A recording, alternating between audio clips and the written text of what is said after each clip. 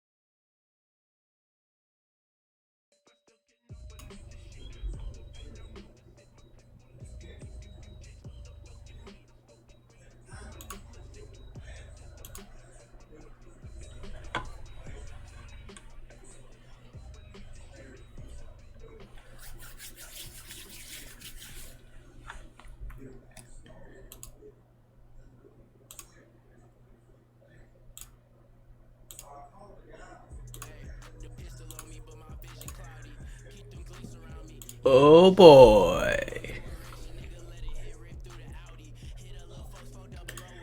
So fucking ready.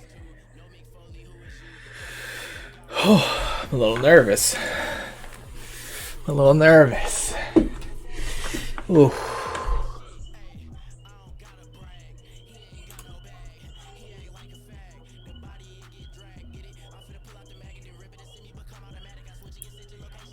I'm nervous.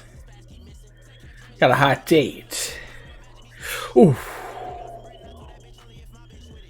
Ooh.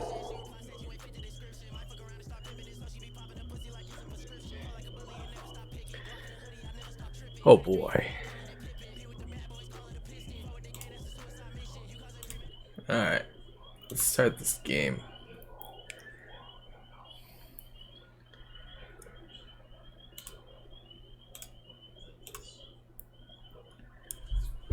Oh boy.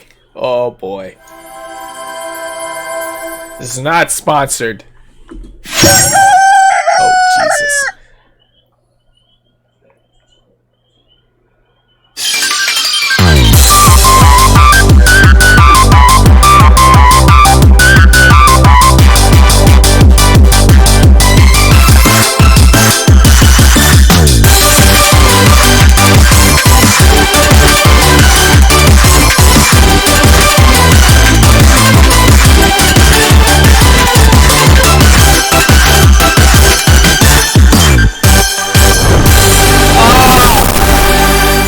Oh God. I'm already horny. Holy crap.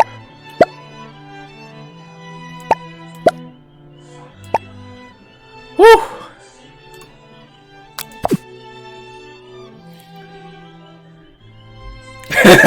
I am doomed. I can't wait. You know what? I gotta play that again. That was so good.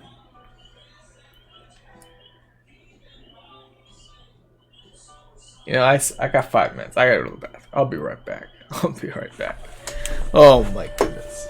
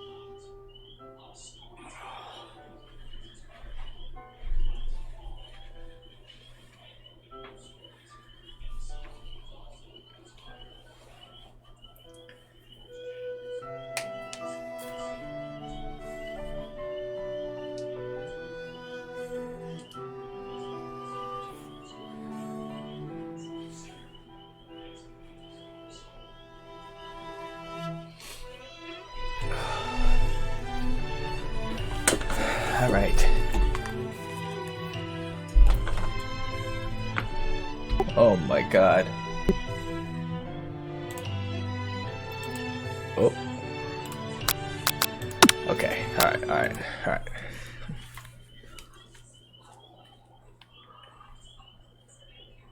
It's a little cold. A little cold. It's about to get hot and heavy. All right.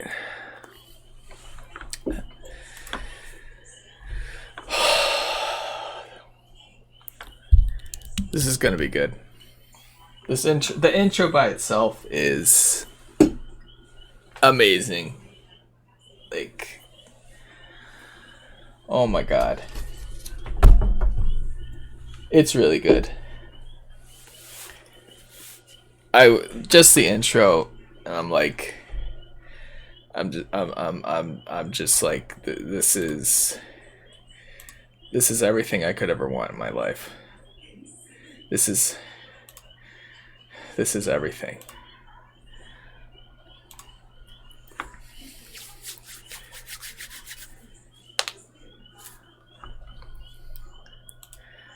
Oh my god. Oh my god.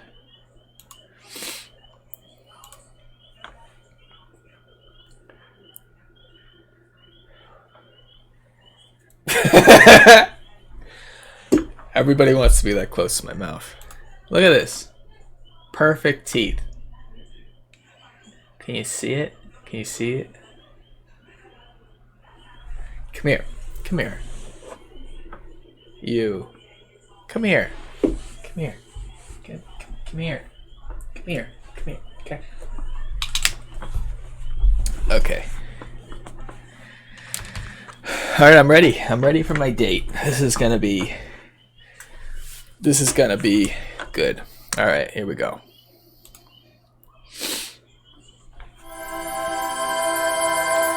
Oh yeah.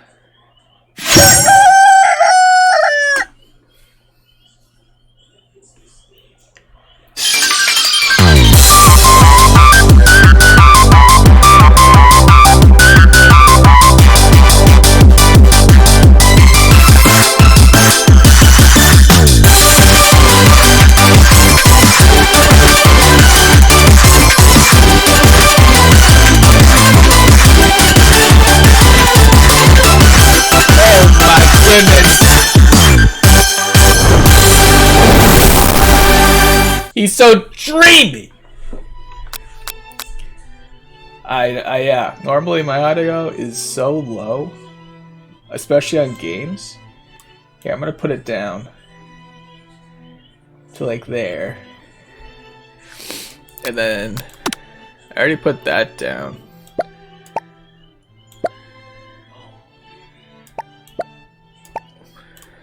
Yeah, that should be good, I think. Oh. What the heck?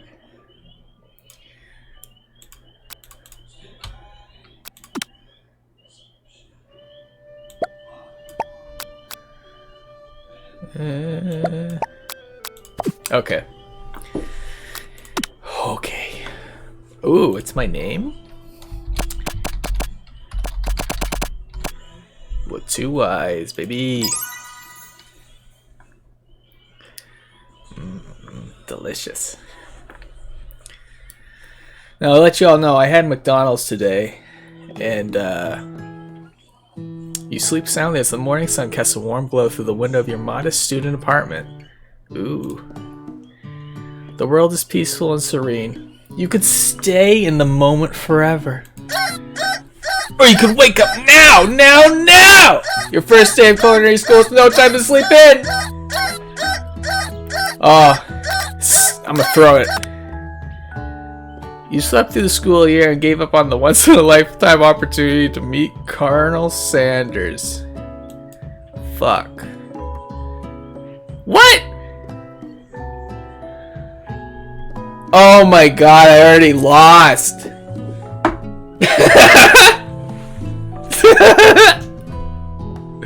Let's try again. Oh my god, I can't believe I fucking lost. Sleeps the window. The apartment, world's peaceful street, you can stay in the middle forever. Alright, you fucking alarm clock. Up and at 'em. Lying in bed, you stare at the ceiling, think about everything that awaits you at the prestigious University of Cooking School Academy for Learning. God. Your mind begins to wander. Who will be there? What will you cook? What should you wear? Time begins to fly by and you find your imagination getting away from you. I know, look at that poster. Or look at that poster. Some K-pop. Alright. This is a serious thing. I better make sure to arrive prepared for the first day. Can't be tardy, I can't tardy. You bust through your morning checklist. Teeth brushed, hair combed, pits deodorized. Nothing can stop you now. You confidently grab a biscuit, strut out the door, and head off to class. Just what you needed to get your blood flowing.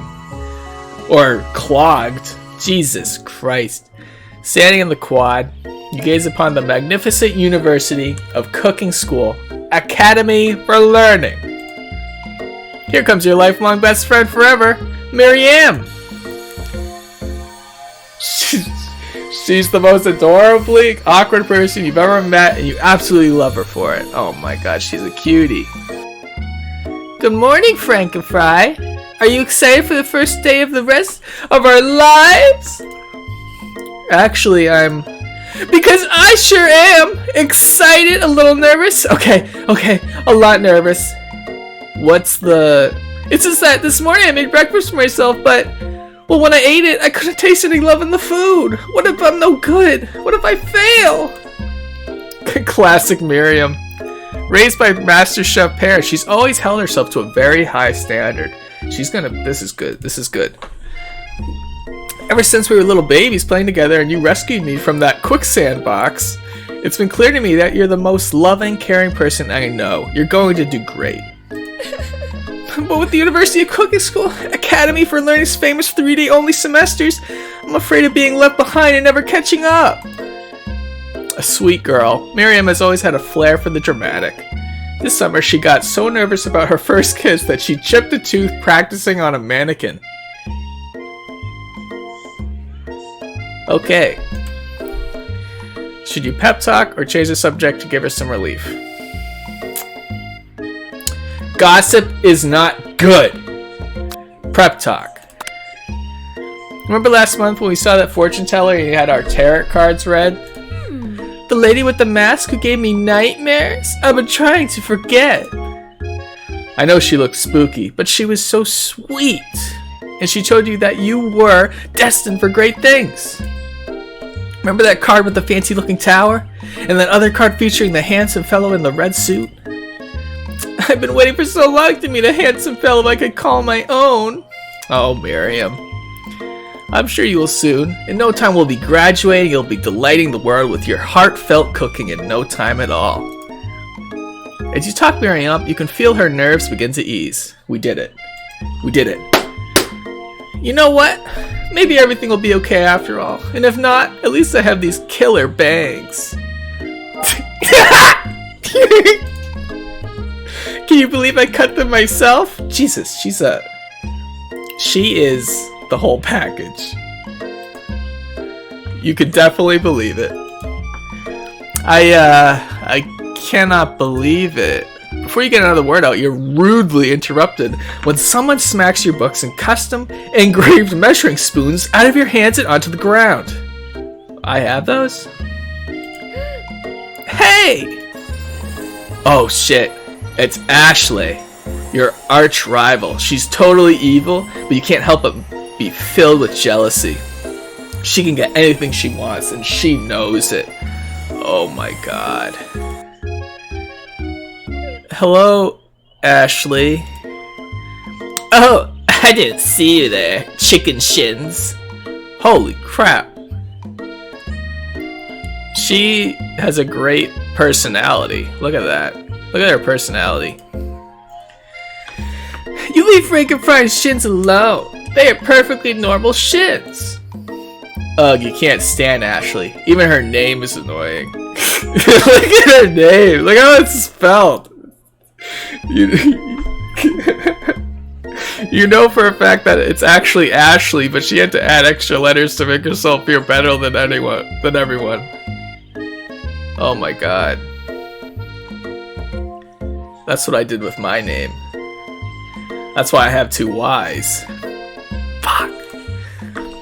If anyone here knows what perfect shins look like, it's us. That's right, Miriam.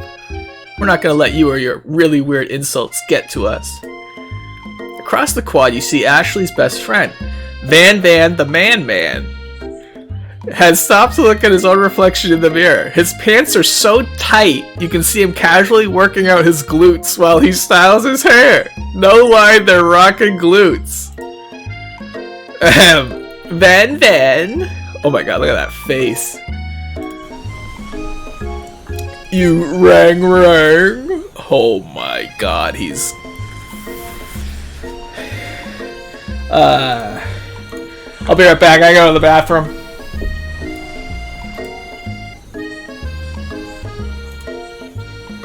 I'm just kidding. So fucking handsome. You've never been sure what their arrangement is, but as long as you've known them, Ashley and Van Van have been just as close as you and Miriam, but substantially more devious. Look at his hair, it's a star at the tip. Oh my god. I can't believe that University of Cooking School Academy for Learning would even allow people like you to attend as students. Ooh, Jesus, look at me go. I know, right? You'd think they'd just hand us diplomas now. Or maybe hire us on as professors. You amateurs could learn a lot from us. Oh my, with the first day of school about to start, there's just not time to properly tell these two off, so you resist the urge. That's right, self-control. Do this. Let's go, Miriam. Yeah, let's get the fuck away. Psh! See you later, losers. As you approach the door, you see a goofy-looking kid pushing hard against the window, directly next to it. He just farted. Nice. Oopsie! I think it's broken! You reach forward and easily pull the door open. That should do the trick. I love you! Whoa, whoa, whoa, whoa, whoa. You're moving way too fast there, Pop. Jesus. I think you mean thank you? My name is Pop! I was named after my Pop! He's old. Could someone like this be a student at the school? He must be one heck of a chef. Also, his name tab clearly says Bob, but I guess he's reading it upside down. Aw, this is my favorite character so far. Hi, Pop. I'm Frankenfry. So, are you gonna make me hold this door all day? Nope! And with that, the young man walks into the building ahead of you. Aww. Is it just me, or is he kinda cute?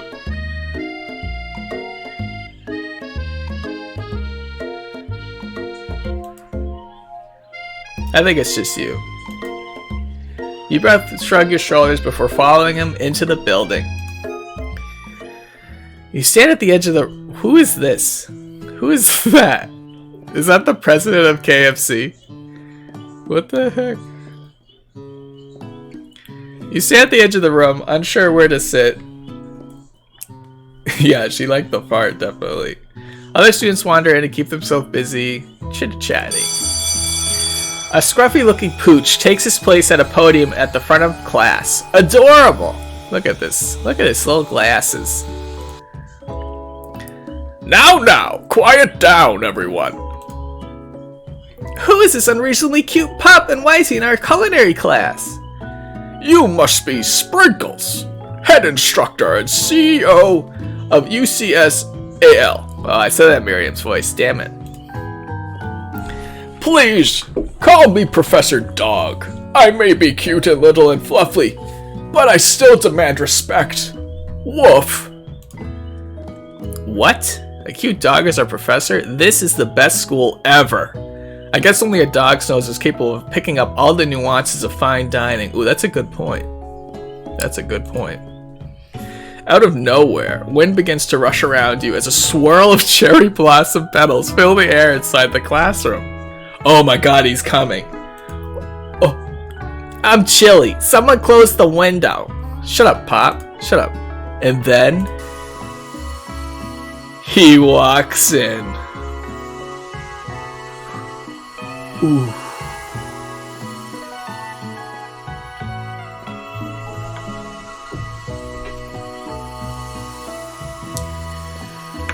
Oh my god, he's so hot.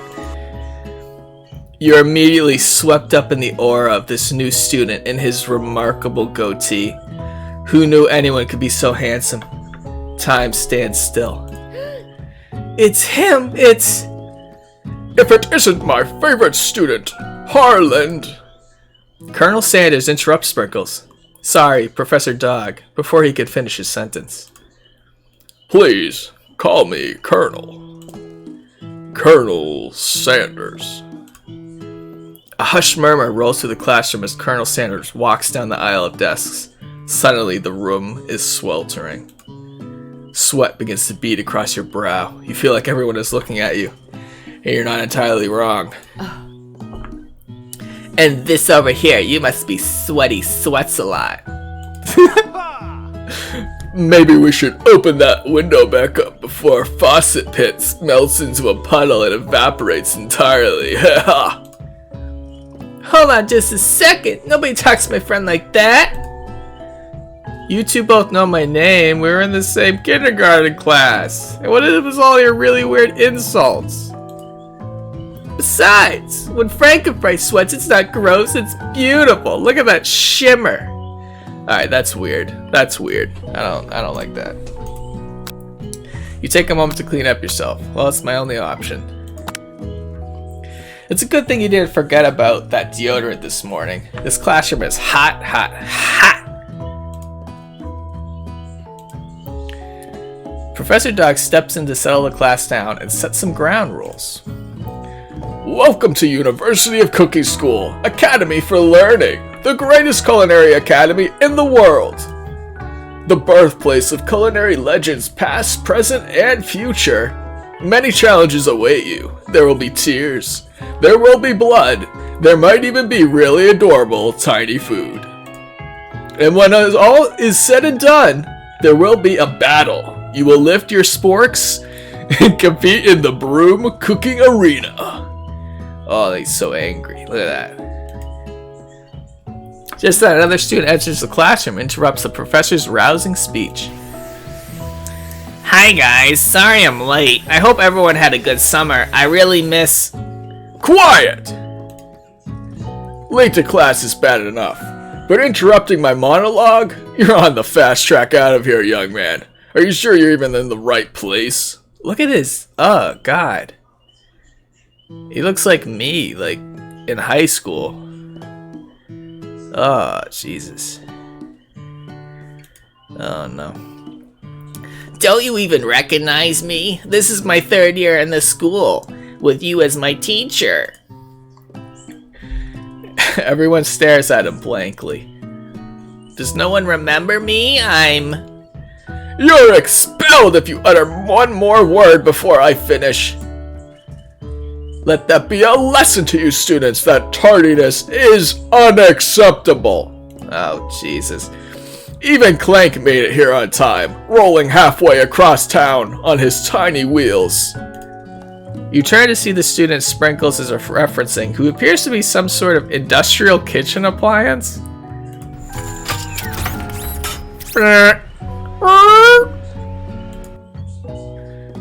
The class bursts into laughter. Look at his... He's a fryer! Oh, Clank, you rascal! Sprinkles walks into the classroom as everyone stands in silent obedience. When he gets to you, he lifts his nose in the air and takes a deep sniff. Yeah, you sniffing me? Sniff me. Your diet is lacking. Based on what I'm picking up here, you definitely need a multivitamin. You should be taking better care of yourself. You've never had a talking dog as a teacher before, but Sprinkles' reputation for being smart but tough is well known. That's good. You decide to try and butter him up by giving him a treat from your pocket, but what kind? Beef, rubber ball, a chicken snack. Okay, so this is the school for KFC. Obviously, chicken. Chicken-based is the way to go. You reach beneath your apron and return with a chicken snack in your hand. Yeah, that's right, chicken snack. Sprinkles' eyes go wide as he locks onto it. His favorite! Yes! Yes! Oh my god! Well, I think there might be some competition for new star student. The furry professor immediately devours the snack, leaving your hand slick with a coating of warm doggy drool. Oh my god. You see the other students eyeing you jealously, but pay no mind to them. If they want to succeed in life, they should have learned the importance of carrying a range of dog treat flavors on them at all times. That's right, they were unprepared. Casuals, Jesus. Settle down, young chefs. Take your seats and prepare to have your minds open to the amazing possibilities of culinary creation. As everyone rushes to claim their favorite seats, you're left standing at the front of the room. Only two options remain. Hey, Frankenfried, there's still a seat here. It seems that no one has claimed this seat next to me, if you're interested. Oh my god! Alright, this is the point in the game where there's gotta be... I think this is where the romantic interest, I get to choose. Do I want to stick with Miriam, my childhood friend, and my best friend, or the delectably succulent and probably has six-pack abs, Colonel Sanders?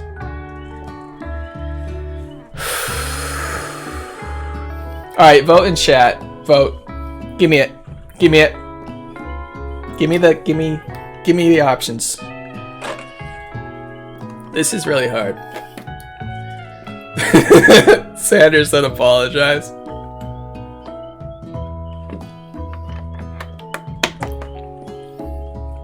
I think you're right. I think, yeah, Sanders.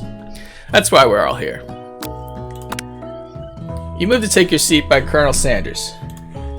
It appears he brought no books, pens, or pencils.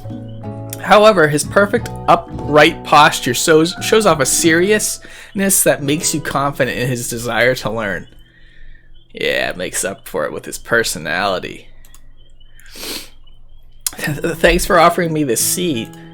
I've only had two rules. Do all you can and do it at the best you can. It's the only way you will ever get that feeling of accomplishing something. That's so inspiring. Look at his arms. A little off topic if you ask me, but okay.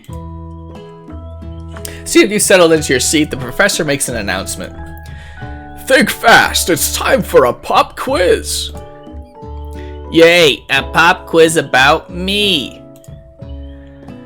This incredibly important and surprisingly short quiz will tell me if you are ready for life at culinary school.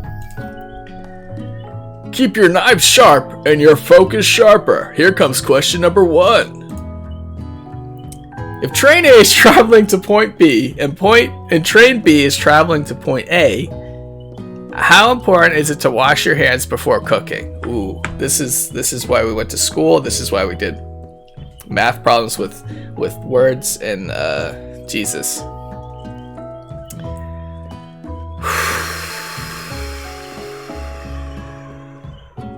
Extremely. Looking at you, Pop. That's right. Yes. No, he doesn't. Not at all. He doesn't. He's like, he wants to get closer to you. Forest is to tree as chicken is to... Feather, night vision goggles, a slam dunk. Feather? That's right. Ooh. 2 for 2. What is the most efficient eating utensil ever created? A comically oversized fork, a meat tenderizer, a spork.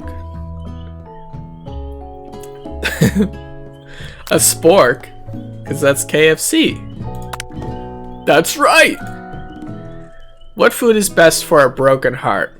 Anything as long as it's prepared with love and not too much salt. Camel meat. A pancake that looks like a silly face. Obviously with love and not too much salt. Yeah. That's right. Is Sprinkles a good boy? No. Yes. He's a talking dog that teaches at culinary school. He is the best boy. He's obviously the best boy. That's right. Your total score is perfect score, 5 out of 5. You're fucking on a roll here. Wow, be honest. Did you cheat? I didn't cheat. This is all right here. You look up to see that Colonel Sanders has been watching you tally your score. He's impressed. I know we just met, but I have to confess, I think you have a beautiful brain. Oh. Hot diggity, Frankenfry. You just scored some major Colonel Sanders points with that performance. Yeah, I know. May I have your attention, students? I have an important announcement to make. Time for lunch. Wow, it's already midday. Wow, the cafeteria is as nice as any restaurant you've ever eaten at. It makes sense that a school is dedicated to cooking would also be serious about eating. A delicious fragrance wafts through the room and tickles the end of your nose. Your mouth waters. Do you smell that? That must be our lunch. It smells crazy good. Everyone, can I have your attention? It's about lunch? No, I just wanted to apologize for my tardiness. You see, I was... Howdy, folks. I'd like to make an announcement. Hey, I was... It's about lunch. Oh, shit. Everyone cheers. This is so stupid. But I... Shh! Lunch, lunch, lunch! She said shh. Yeah, shut up, Pop. What are you doing? In honor of the new semester, I prepared something special to share with everyone at lunch. Ooh.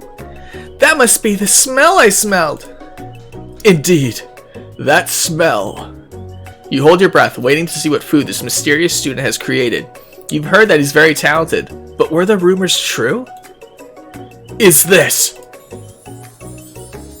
Colonel Sanders lifts a large bucket above his head. Its contents glimmer in the light. Oh, look at that. Piled high are huge pieces of chicken, breaded and fried to a crispy golden finish. The aroma envelops you, and you begin to feel warm and safe. It's safe. Fuck. Colonel Sanders has filled a bucket with chicken? What a novel concept. Your stomach begins to grumble as if to say, stop thinking and start eating. For years, I've been developing a secret recipe for the perfect fried chicken. By my calculation, nothing less than 11 herbs and spices are required to achieve the perfect balance of flavors. Wow. You look around and notice that every other student has a pen and paper and is scribbling notes as fast as they can. But that's all I'll say about that. What? You think we want your stupid secret recipe, dude? Pshaw! Nah, my dude, nah. Actually, I just noticed, hold on, let me move my, my camera up here. Like that. Okay. Yeah, so it's out of the... yeah. What? You think we want your stupid secret recipe, dude? Pshaw. Nah, my dude. Nah. I'm just, drafting a last will and testament in case, any one of those ingredients is, poison. Got him. Oh, I hate this guy. He looks around nervously to see if anyone else is laughing at his sick burn. Look at his face. You wait to see what singer Ashley has prepared to follow up, but she suddenly takes a different approach. Yeah, and I was just like writing in my diary. Dear diary, today I smelled something beautiful. I know at that moment that only the hands of a true gentleman could fry chicken so tender. You see her body language changes from bitter and evil to sweet and innocent as she slides closer to Colonel Sanders. She realizes that he is destined for greatness and fame with cooking skills like this. She wants him all to herself. Oh my god. Oh. Oh, please. The Hooms. Well, man, the man, if you don't want any. I'll take his. Yeah, give me that. Give me it. Whoa, hold on. I mean, I guess I could try it. He takes one bite and his eyes grow wide. He starts contorting his face as he tries to hold in his pure exhilaration and act unimpressed. His hair goes up too. Easy now. There's enough for everyone. Please, my fellow classmates, dig in. You take one of the pieces of fried chicken out of this bucket and sink your teeth into it. It's amazing. Tasting Colonel Sanders' food transports you to another dimension. Alone with your taste buds gripping a drumstick in your hand, you float weightlessly. Okay. Focus your mind and meditate on this moment. Try and identify every flavor. Savor the moment and everything that tells you about Colonel Sanders' culinary heart. Swim towards the light.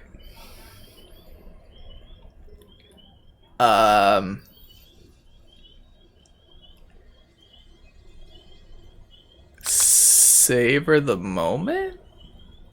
I guess? Yeah? Yeah?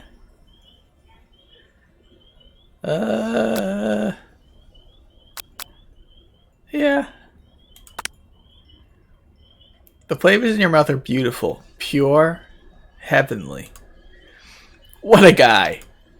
Alone with the flavors, you feel something that can only be described as love. For a man? For a flavor? Are they the same? After tasting his food, you try to get some one-on-one time with Colonel Sanders. Obviously, I approach him, yeah. Colonel Sanders smiles ever so softly as you approach. He stops what he is doing and allows you to break the silence. Colonel, I wonder if I could talk to you for a second. Anything for a fellow chef. What exactly was on that chicken? Ha ha ha! How bold to come out and ask. It's an idea I had for a new combination of flavors that make me my fortune and establish my legacy for all time as I open a chain of highly successful fried chicken restaurants. No big deal. Look at his staff. Jesus Christ. He's so fucking hot. It's just you and me here talking. I could keep a secret. In fact, I've got some of my own I'd be willing to trade. What's the rush? The semester's only getting started. We've got 2 more whole days to get to know each other. He's clearly not going to give it up easily, but it doesn't hurt to be persistent. You know what they say about secrets, Colonel? Shouldn't learning be fun? Ooh. Aww. You've got moxie. I'll give you that. Jesus. Colonel Sanders looks both ways to make sure you're truly alone, and then leans in. You can feel his warm breath as he whispers. Just one ingredient, but you can't tell. I use... Oh, it's... What the heck? Whatever it is, It's something my great-grandmother taught me. Bah! Wow! You never have guessed that. In fact, you're not even sure where you get some if you searched. It's probably like... drugs or something? What would it be? What is it? While you're wrapped up in that huge revelation, you notice that Colonel Sanders has disappeared. While everyone else is still in the cafeteria, you decide to look for him. You find Colonel Sanders outside, standing in the quad. Yeah, extra salt? Probably. Oh, it's you again. Howdy. Sometimes I like to come outside and look at the school buildings. I think about how my story would continue on after I've graduated. Sounds like you've had big plans. I dare say, the biggest. I will leave my mark on this world, you can bet on that. Alone together for the first time, you figure now is the perfect moment to show your personality to him. Beg him to show your own strength. Wow him with a big idea to add an additional ingredient to really spice things up. Be modest but thoughtful. Okay. Uh...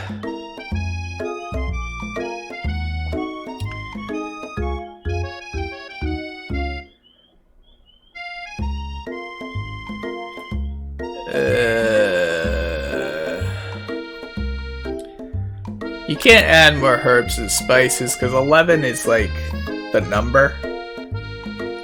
Be modest but thoughtful. I'm going to show your own strength.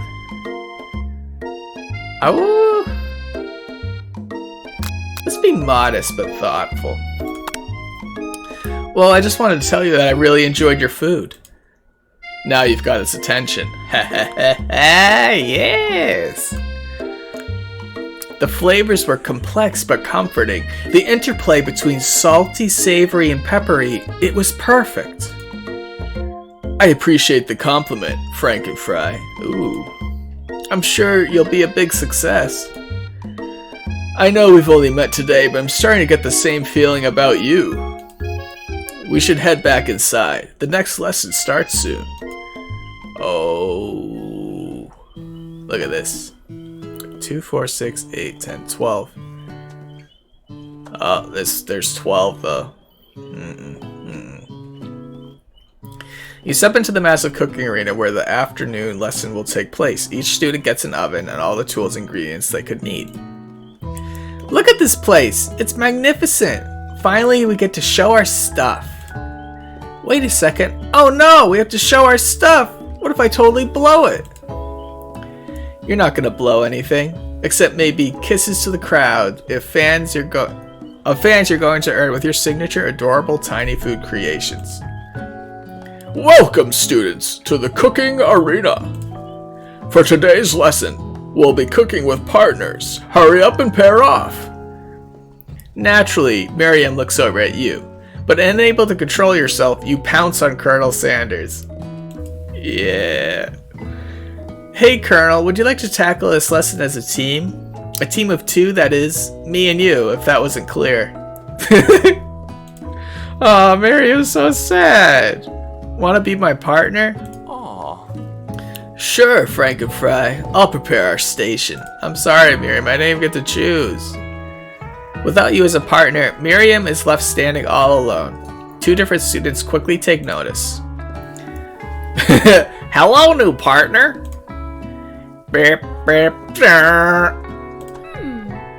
Oh my, 2 potential partners? I'm so sorry, gentlemen, but I don't know who to choose. It looks like you have to pick for her. Friendies can be a little awkward, but that's the price you pay for not being alone forever. See? That's fucked up. That's, who do you want to ask to be Miriam's partner? Pop or Clank? Okay. So Pop doesn't social distance. And Clank is obviously a comedian because he made the whole class laugh. I'm gonna say Clank. Yeah, I think Clank.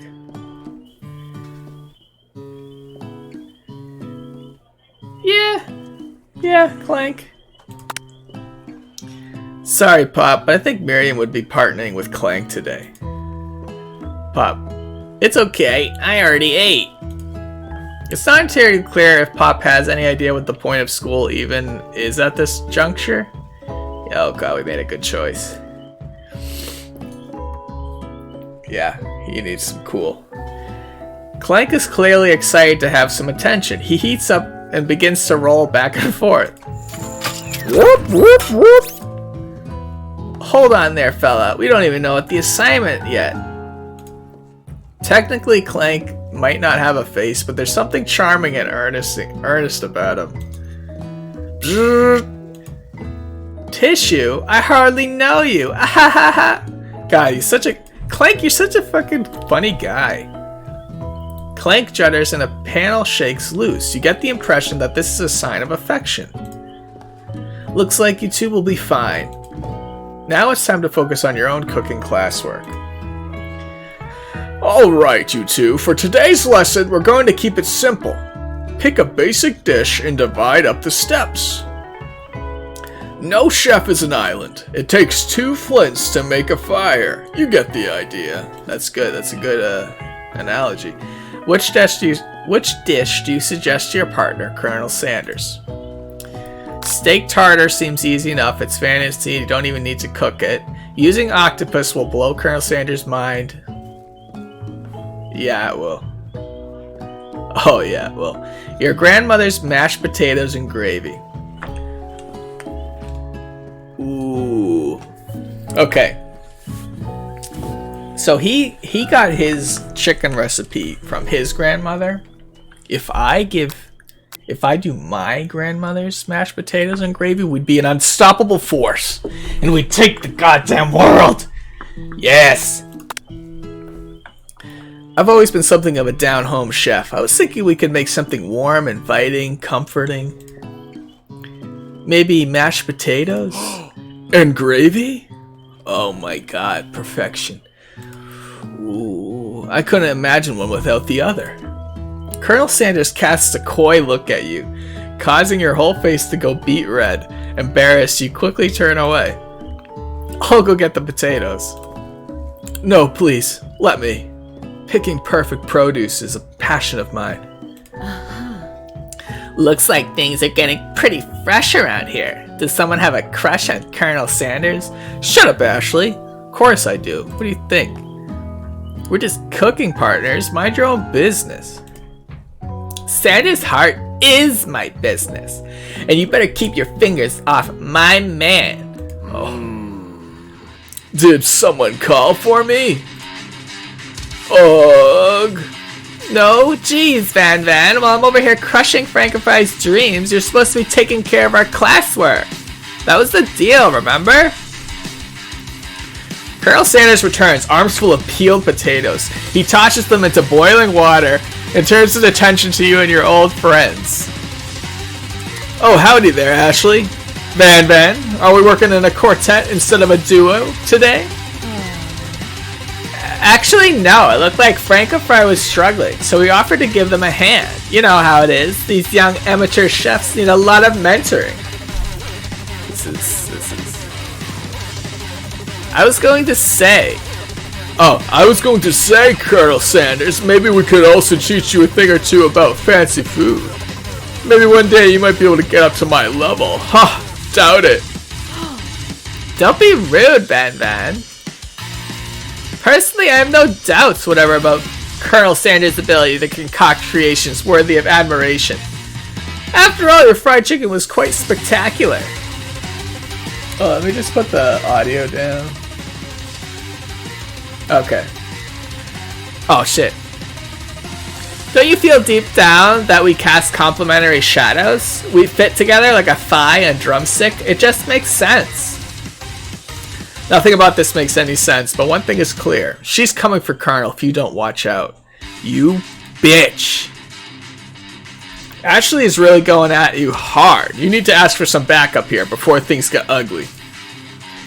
Colonel's gonna stand those hunk of hunks in your time of need. Turn to Miriam, your forever bestie who always has your back.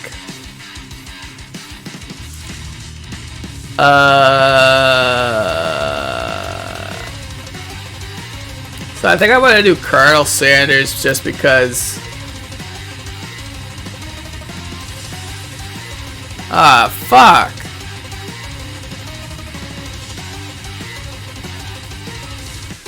I have no idea.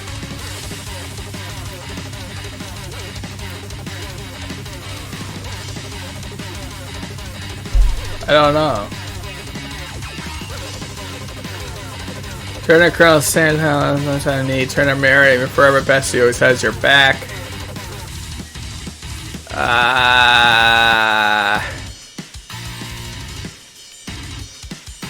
Go with my gut. Okay. I want to do Miriam. You turn to Miriam, and as soon as you find her, she senses it and looks back. This girl's friend in need radar is second to none. She immediately comes running over. Yes! Is somebody threatening my friend? I will destroy them! I actually think Ashley and Van Van were just leaving. Leaving you in the dust, vis-a-vis. My skills as a chef, perhaps. But stepping away from this competition, you are sorely mistaken. Miriam, you're a loyal friend, but Frankenfry is my partner for today's activity. You look for Sprinkles in hopes that he might step in, but he's nowhere to be found. Darn those cute corgis and their short but sturdy stature. You look down at your station and realize that in the tension of the moment, your hands have been cooking on autopilot. Distracted by the drama, you've already crushed the boiled potatoes into a perfectly creamy mashed texture with plenty of butter and cream for flavor.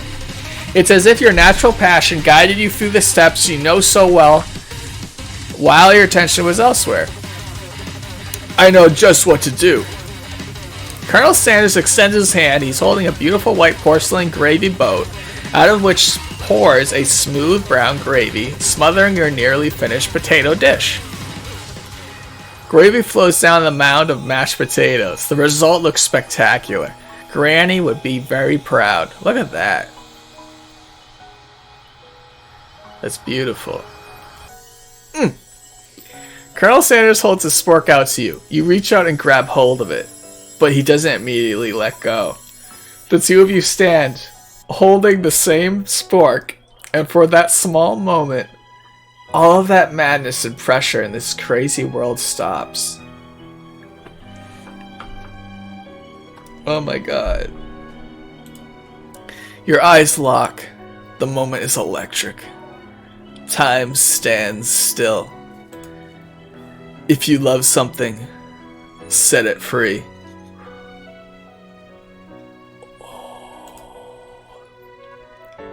Together you dig the utensil into the mashed potatoes and lift a heaping sporkful up. When you see Ashley with a sinister look, you know she's plotting against you to be with Colonel Sanders. And then, filled with rage without thinking, you fling the sporkful of mashed potatoes right into Ashley's stupid, beautiful face. Fuck you. Oh my god. Van, do something, do something. Scooping up a fingerful, Van tastes the dripping mashed potatoes and gravy and realizes that it's delicious. Horrified by this revelation, he slinks away. Will he ever be able to cook something with so much love and integrity? Hold on right there, Frankenfry. We do not waste food in the broom cooking arena. Colonel Sanders, I expect better from you. If you throw one more spoonful, you both be better to prepare to eat it from wherever it lands. Gladly. Can I has potatoes face? What? Van rushes back over, a covered dish in his hand. Mashed potatoes with gravy, pathetic. Just in a few minutes, I prepared a full meal. Gaze upon my speciality. Braised tentacle of octopus in my silky saltwater sauce. Plated on a battle axe blade forged by my supreme chef ancestors. Holy crap. There's a star in the axe. Look at that. You've ignored me for too long. That ends now. It is I who will have first bite, and you will all look on with envy. The interrupting student rushes at Van, swipes a bite of his signature dish right off the plate. No, don't! Something about this dish doesn't strike my nose quite right. I think the octopus was rushed and may have turned in the process. The result could be toxic. Too late. It has been eaten. I think I left something in the oven. I don't feel so good. It killed him! Everyone step back! Don't take another bite! When you look back at the plate, the rest of it is gone. You notice the tip of the tentacle being slurped up in Pop's mouth. Pop winces in pain for just a moment, then is almost immediately back to his oblivious self. Oopsie. Tastes like poison. The entire class is gathered to watch Pop's final moments. Shock has frozen the whole crowd. They are as motionless as statues. The class bell rings, disrupting the moment and snapping everyone back to reality. It would appear that Pop's enthusiasm for trying new things, despite obvious danger, has inoculated him against poisons of all kinds. That's great. Sprinkles, I'm not sure the professors here make enough money. Hello, I just turned into a ghost over here. Seeing that you're shaken up by that really annoying student and all his nonsense, Colonel Sanders approaches you. I'm sorry you had to go through that. Please, let me walk you home. Oh, yeah. What? Like, for real? Oh, come on. You follow Colonel Sanders out of the room. At night, the school building has taken on another vibe entirely. It's dark and more than a little spooky. Colonel Sanders stands in the quad's neon glow and speaks softly. Those mashed potatoes you made in class today. Before you go on, I want you to know they're not a great representation of my skills. I didn't even realize I was making them. They were amazing. Oh. Tasting them, it reminded me why I became so passionate about food to begin with. Colonel Sanders is getting choked up. Cooking is obviously important to him, in a way that you find inspiring. Oh man. Now might be the perfect time to tell him you're developing feelings for him. Colonel Sanders? Yes, Frankenfry. There's something I need to tell you. Hold it right there. There's something I need to tell you first. Oh, jeez. You see, when I was just a boy, I had a dream that one day I would be the greatest chef of the world has ever seen.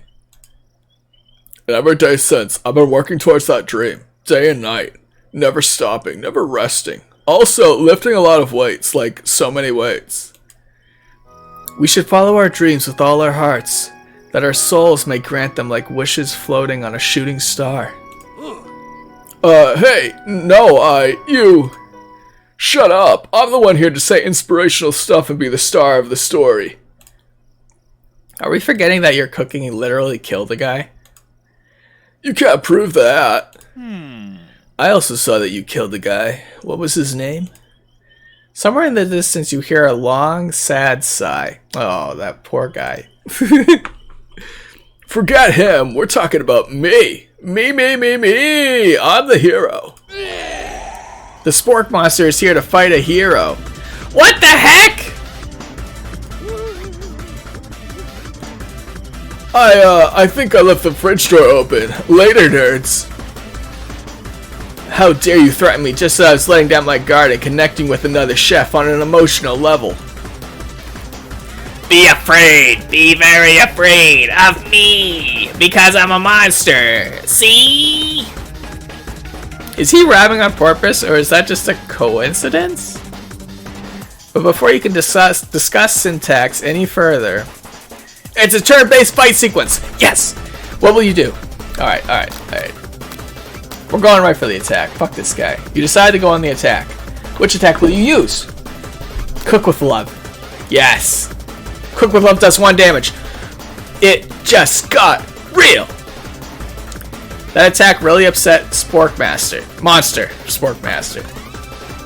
Sporkmaster goes on the attack. They spit hot gravy at you. Oh, I knew I'd get covered in hot gravy. Yes! You take 1 damage. Alright. Let's go on the attack. You decide to go on the attack. It worked last time, right? Cook with love. Cook with love does 1 damage. Spork Monster won't forget this. Spork Monster is really feeling threatened by your attack. Focuses their mashed mind and draws an energy from Mother Earth itself. They grow larger and more intimidating. How will you respond? We should probably defend. You decide to defend. Which defense will you use? Trepidation? You hold your head between your hands and mutter, "This is not happening, this is not happening." Spork Monster is no quitter, buffed up and ready to rumble. They go on the attack once again. Uses Utility Tensile. You take 2 damage. Crap. If you take more damage, you're not going to survive the battle. Alright, we're going for the attack. Go on the attack. Cook with love. Cook with love does 1 damage. Spork Monster is oozing cheese sauce into the lot of the quad. I wonder who is going to have to clean that up. Feeling vulnerable, Spork Monster prepares for his ultimate attack. Rounded Edge. Fuck.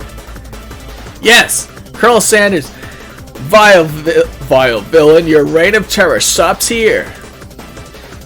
Colonel Sanders summons the energy of 1,000 chickens.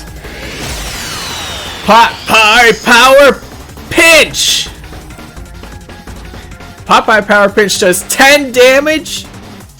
Spork Monster is defeated. Yes, dude. Oh my god, he's so strong. You saved me. An injured Spork Monster spews steam into the night. Forget mercy. Finish him. Spare this wretched beast. Finish him. New student will ever walk the quad in fear again. This monster messed with the wrong chef. Yeah. You ready your final attack? You'll never survive my student debt loan destruction. Oh, fuck. That's so relatable. Stupid. Student loan debt destruction does 10 damage. Spork Monster is completely vaporized. Colonel Sanders looks in awe. You continue to surprise me, Frankenfry. The defeated monster left behind a special item. It appears at first to be a cookbook, but upon closer inspection, it's so much more. It's a book of magic spells with a golden chicken on the cover. Oh, legendary. Look at that. You open the cover and find a library card tucked inside. The last name to have signed it out is Borko. Borko? Borko, that name sounds strangely familiar. Your blood is pumping as you stand in the quiet of the night, holding the mysterious book in your hands. As you come down from your battle buzz, you realize that your final attack has left you completely depleted. The world around you begins to fade away. Without any energy to keep your eyes open, darkness overtakes you. The image of Colonel Sanders flashes before your eyes as you fall asleep. He must have helped you get home. In your tired state, you don't know if you could have made it without him. What a guy. You want to thank him, but you don't have the strength to utter a single word. You feel your covers being pulled up over you as you're tucked in tightly. Good night, my Colonel. In your dream, you're together with Colonel Sanders. For some reason, Sprinkles is also there instructing your love. Dreams are weird.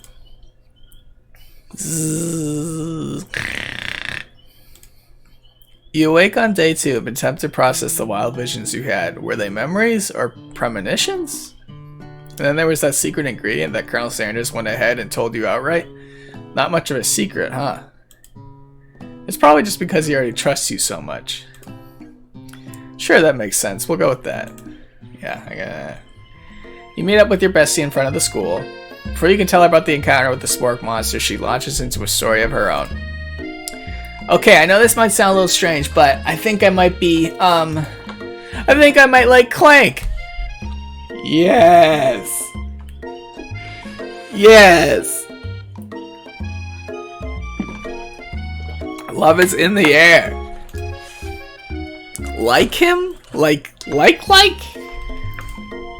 I know it sounds like it's moving too fast, but there's something about him. I like him. Like him.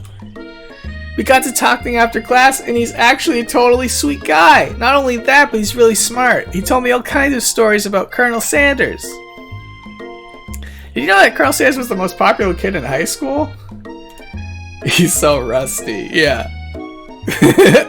No, but that does make complete sense. Yeah, but he was so popular that he was voted prom king at a school he didn't even go to, and was also the convertible that he himself rode in at the front of the homecoming parade. What the heck?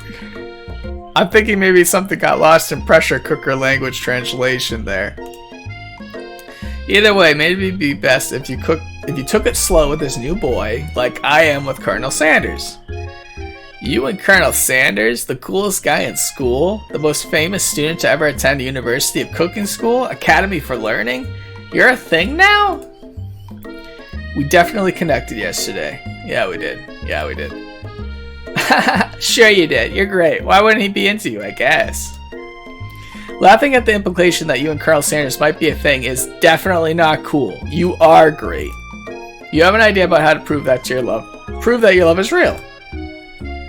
Well, if he's not into me, why did he tell me one of his secret ingredients? Oh shit.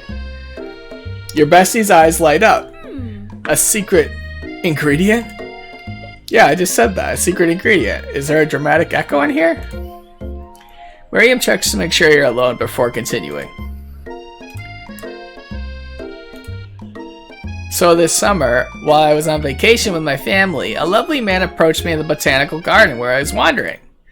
This can't be good. He told me all about his passion for spices. Secret spices. The man even gave me some to show me what he meant.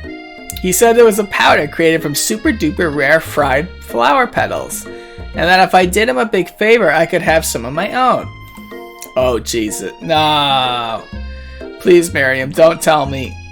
So I filled my suitcase with them and brought them home. He was so nice, he even met me at the gate when I arrived. Later, when I cooked with them, a very strange feeling came over me, and the flavor was unlike anything I'd ever tasted.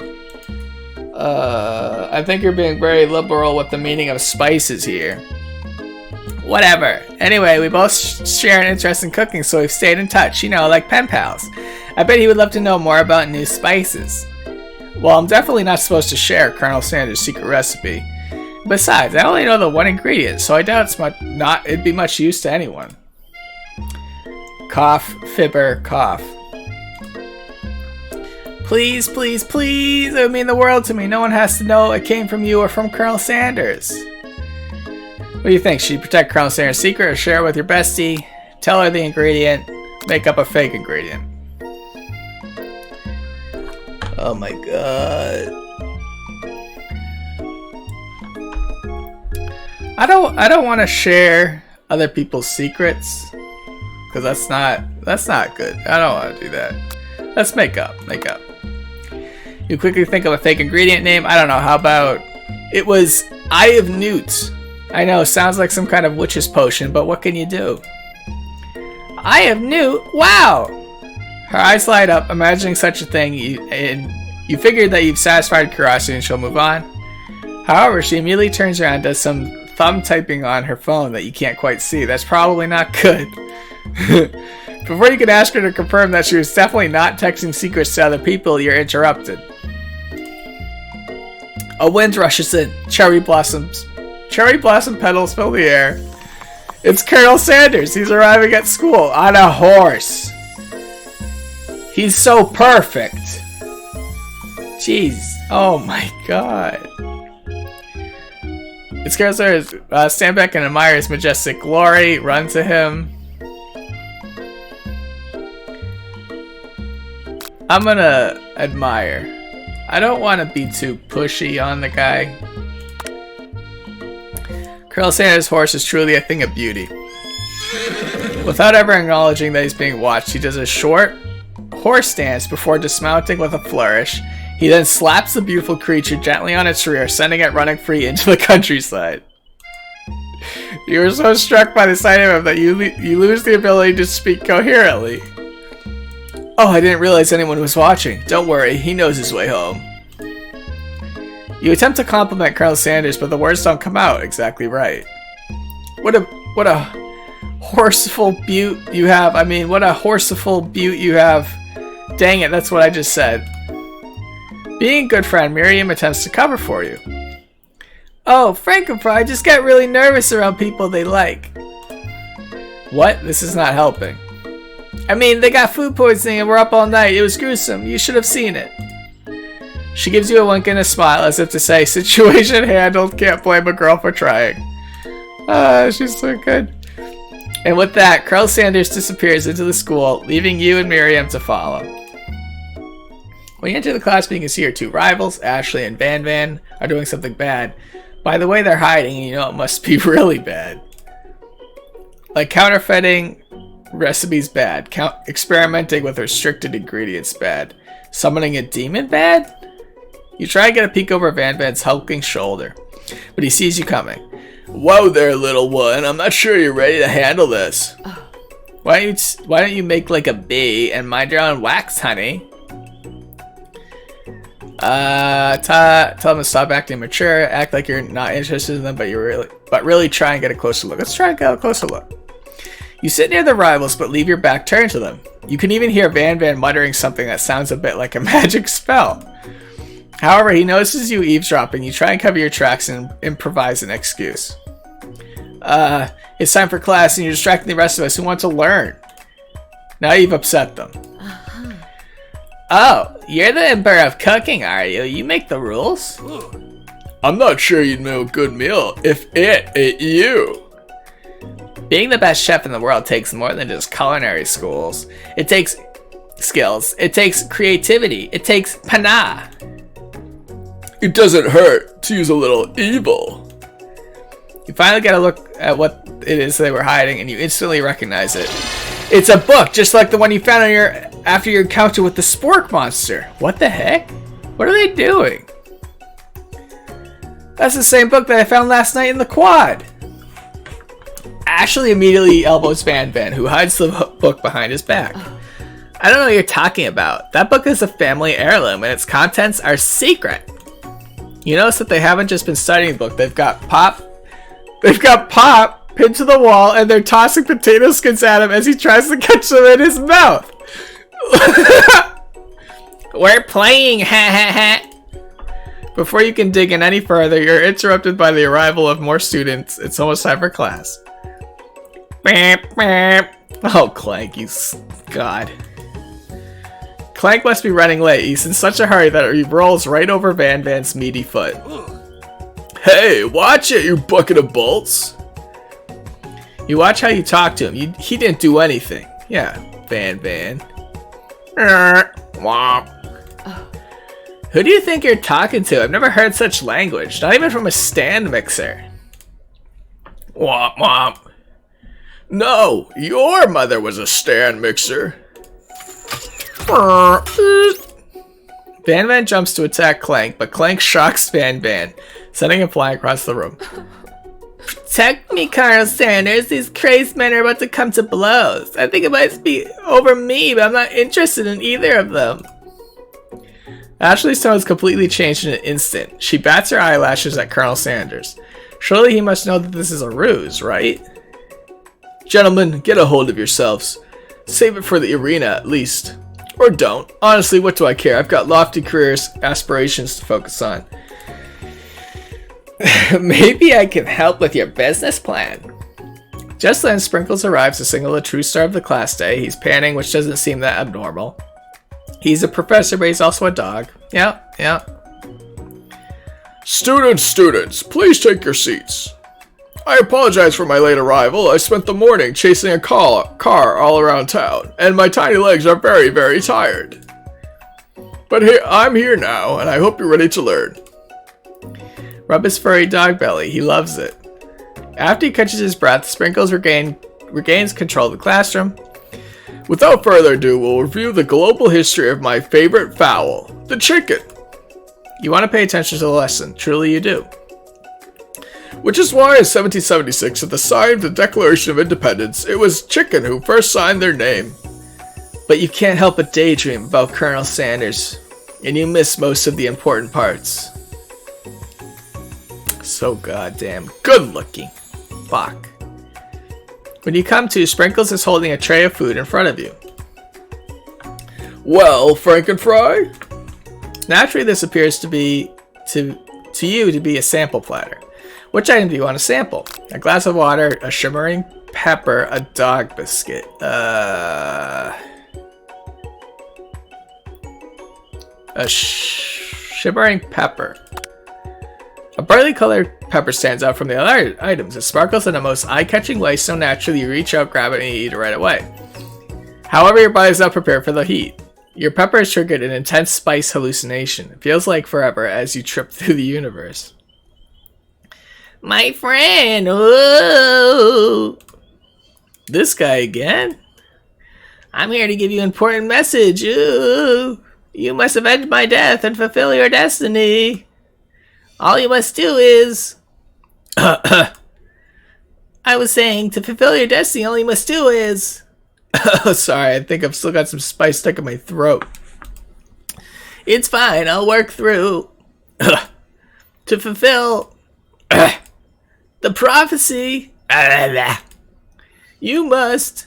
You feel yourself begin to regain consciousness. Oh man. You come to and find everyone is staring at you. That pepper was the last of its kind on Earth, and now it's gone forever. Oh shit. You think to yourself, geez, I should pay better attention. We all make mistakes. I'm sure he'll forgive you someday. Come on, it's time for lunch. Before anyone can relax, the cafeteria lights dim. And your rivals enter to make a dramatic announcement. Today's lunch will be prepared via timed competitive cook-off. Shit. The level of theatrics with these two is off the charts. The minute they stop wasting everyone's time, step in and tell them, you're on. Yeah, fucking bring it. A bit of lunchtime competition, eh? Count me in. If I have to wipe the tables with you fools before I set my lunch down on it, then so be it. I'm not sure you're the fool. You're the fool. Good one, Van Van. I like your gumption, Frankenfry. I'll be watching your performance. Just as things reach a boiling point, Sprinkle steps in. Surely put a stop to this madness. Now, students, please settle down. This is a lunchroom, not a sportsing court. Finally, a little tense. You breathe a sigh of relief. At least not until we turn on the timer. Oh, jeez. Just then, a huge light blasts in your face, flashing the words, timer ready. That's what I'm talking about. I stand corrected.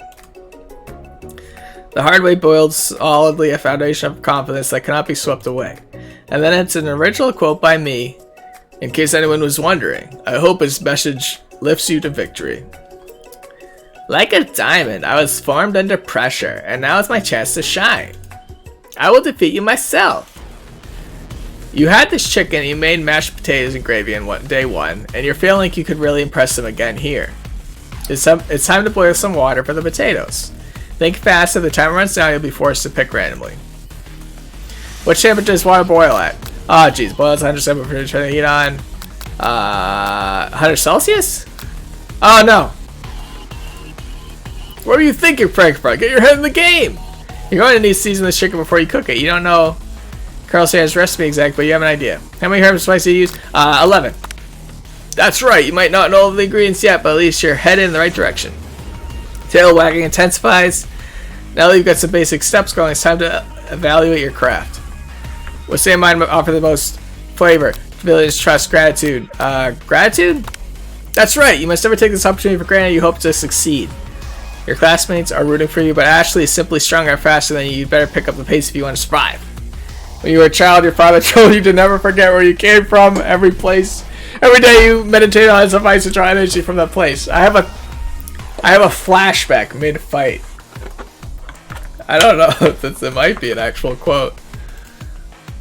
What would be a great town? How's the neighbors come from? A small town. Shoulder of Orion, deep beneath the surface of the Pacific. Small town. That's right, this is your shot, and you're not going to miss it. Oh! You try to shut out the noise of the arena and focus on your cooking. What is the sound of success? Silence, sizzling, bubbling. Sizzling! What? Don't make me get the spray bottle. Jeez. You notice Colonel Sanders out of the corner of your eye? I believe in you, Frankenfry. He's actually cheering you on. Which would be awesome, except knowing he's watching makes you totally forget what you were doing. Now all I can think about is Colonel Sanders. Look at the fuck. How is someone going to take the look at Grrr. You are stranded on a desert island with only one desert cookbook. Which do you take? What a hunk! Oh god, I know, right? You know what?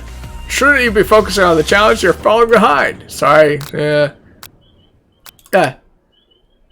Wait, none of those was cooking stuff. Woof, woof. Really starting to keep up. At the next station over, Ashley's already begun plating elements of her dish. It's colorful and complex.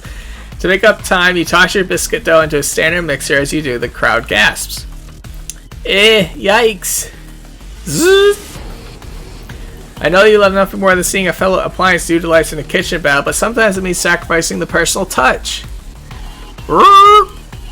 You might not have any fans, but Frankenfry does, and a good chef needs to be touching the dough to know it's properly mixed.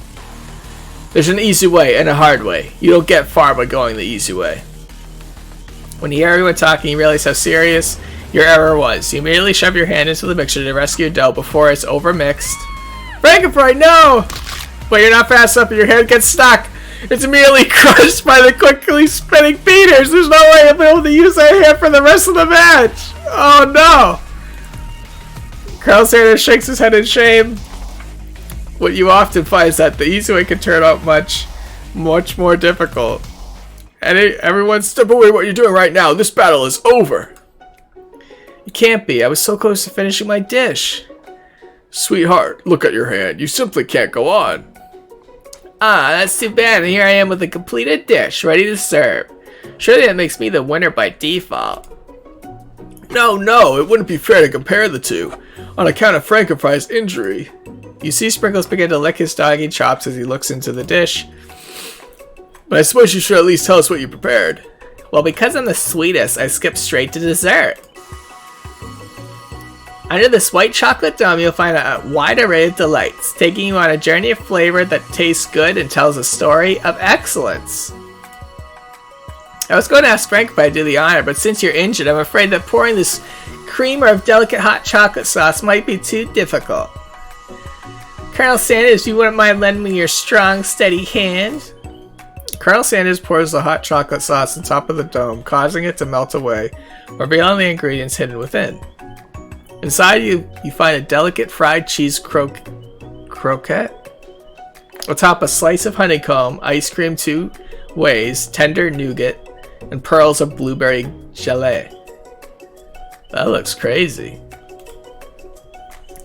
Colonel Sanders seems intrigued, but perhaps not impressed as he dips his finger in the chocolate sauce. Simplicity isn't your strong suit, is it, Ashley?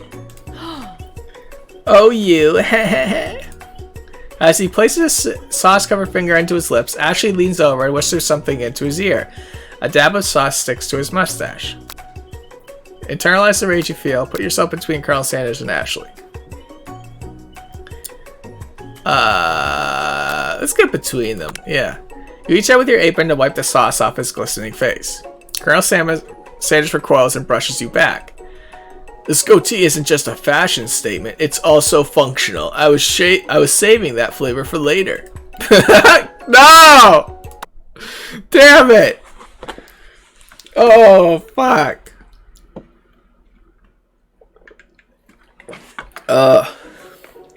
Everyone can relax after the lights dim. And you rather have to make a dramatic announcement? Okay. Alright, let's do this.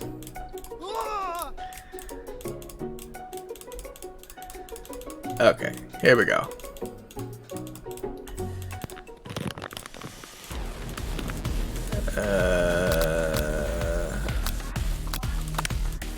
Shit.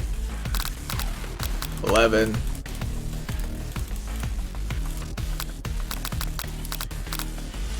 Yeah, dude.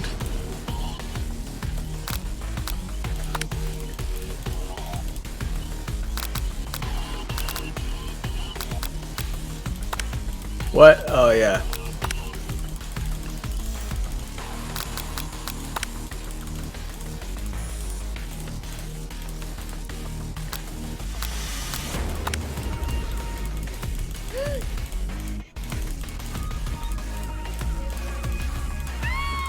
Oh, crap. I think the hand thing is no matter what.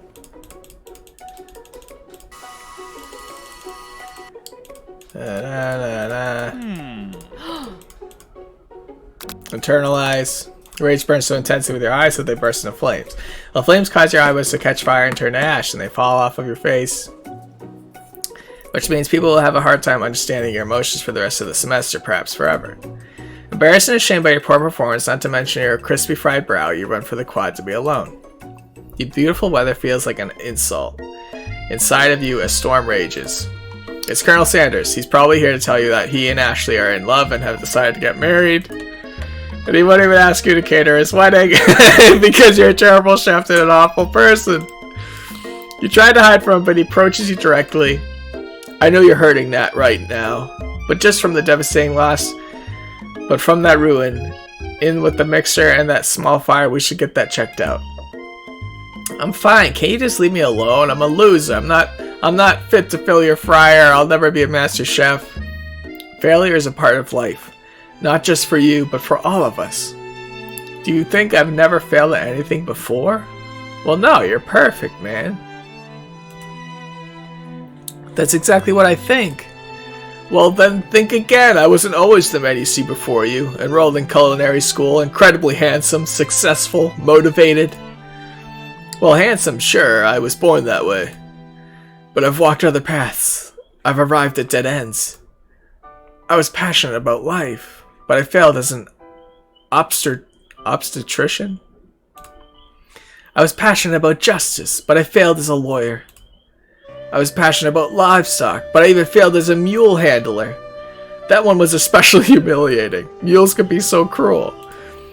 I lost my business partner to a gunfight. I didn't know. People see my delicate ribbon tie and my well-kept beard and assume that I've got it all together. Which is true right now, but it hasn't always been. Sounds like this guy could really use a hug. I resolved then that I was going to amount to something. No amount of hours, labor, or money would deter me from giving the best I had to give. As Colonel Sanders changes focus, you can see something ignite inside of him. A burning passion. One has to remember that every failure can be a stepping stone to something better. My new dream is pure. It's honest. It's something that a humble man in a crisp white suit can be proud of. I will create a new chain of chicken restaurants that will bring joy to the entire world and make up for my past misdeeds. Yay! Oh, come on, Pop. Just as your moment goes intimate, you're interrupted by a threatening, shadowy presence. Battle-scarred from the night before, you prepare for the worst. It's the Spork Monster. He's back. Gorko, the Spork Monster, is here to fight a hero. Is anyone else feeling a bit of deja vu? I'm sorry, Gorko, but I could have sworn we already battled you last night. That was Borko, my twin, and I, Gorko, am here to avenge them. Are you stronger than Borko? Well, we're twins, so no, not really. We're pretty much exactly equal in every way. Why do you ask? Colonel Sanders smirks. He's already on the same page as you. It's just that we beat Borko pretty easily, so I don't think you have much of a chance. Not to mention I feel really guilty about that. If I could take it back, I would. I think that Frank Fry is saying is, can't we just be friends? Life's too short for making enemies. I suppose. We really don't need to fight. It's just that I've got these pointy teeth and claws. All the better for enjoying tasty foods. Surely you like to eat, don't we all? Of course I do. Inspiration strikes and you come up with a quick idea. Chomp on this! You toss a biscuit into Gorko's mouth. Gorko's open mouth and he devours it in one gulp. Delicious! You're much nicer than the evil students who once upon a time turned me into this creature who stands here today. I don't believe it. You were human once? Well, no, I was a chihuahua, but I was still a student in this school, until one day some mean kids with a magic spell book cast a dark enchantment on me and I was forever transformed. A magic spell book? Oh crap! That chicken spell book. Precisely! Borko used to have a copy, but somewhere along the way, I've lost it. If you find such a book, I beg of you, respect it. You're a powerful chef, and shouldn't rely on such dark and evil magic. No, you should be protecting the innocents from those who would cheat them through sorcery and guile. Guile? How do you say that? If you need me, don't fear. I will be there. It sounds like there's some bad cooks in the kitchen of life. Frank and Fry, together I'm sure we can defeat them. Come back to my hideaway and we can discuss. Ooh. A personal invite. You can't imagine what Colonel Sanders' home must be like, but it sounds like you're about to find out. Stepping inside Sanders' home, surrounded by his things, you start to feel a special bond with him. Look at this picture. Look at that. The little baby and the camel. What a night. Oh my god. Wow, look at that. Beautiful. It looks like you live such an exciting life, Colonel Sanders. Every day can be an adventure if you approach it with the right attitude. Long ago, I made the decision to never stop searching, never stop working, never stop imagining. Have you been working on a new recipe of your own? Lately, I've always excited to talk about food with another ambitious chef. Well, there is something. It's just a side dish that I've been tinkering with, trying to find the right balance of flavors and texture. I'm not sure I've nailed it yet, but I'm close. Colonel Sanders' eyes perk up as he starts to wonder what dish he might be describing. It's meant to pair with something spicy or something crispy. Both, perhaps? Now you've got him right where you want him. Should you reveal your new creation to him or keep it a secret just for you? Alright, well, I'm in his home. It's an intimate moment. I gotta reveal it to the guy. Reveal it. You decide that you're as ready as you'll ever be to share your original cooking with Colonel Sanders. Where you can talk yourself out of it, you decide to dive in head first. You reach into your lunch bag for a special dish that you've been keeping on ice all day. I present to you my original coleslaw. The shredded cabbage dish glistens with the light of Colonel Sanders' Lou Hideaway. Magnificent. Together you chow down on the creamy slaw until it's just a spoonful remains in the bowl. Do you mind if I hold on to the last bite? I'd like to have it around so that I can admire its taste later and think about on this moment. Fuck. You could offer to make him more, but he seems like a very sentimental kind of guy. Sure, why not? Please, make yourself comfortable. I'll be back in just a moment. You realize now would be the perfect time to do some snooping. Oh, around the room are various items that you can look closer at. Each item seems to radiate memories and emotions. Tap on an item to discover more about the Colonel.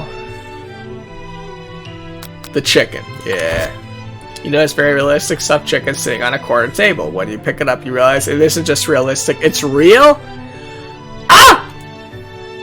Taxidermy must have been important to Colonel Sanders when it was alive. A little note clipped to the chicken's foot reads, "The true state bird of the great state of Kentucky." Tap and I to discover more about the Colonel. What's that? What's this? A lock of silver hair is woven through the teeth of the comb. Upon further inspection, you realize that the hair therein isn't just silver in color, it's actually made of spun silver. What?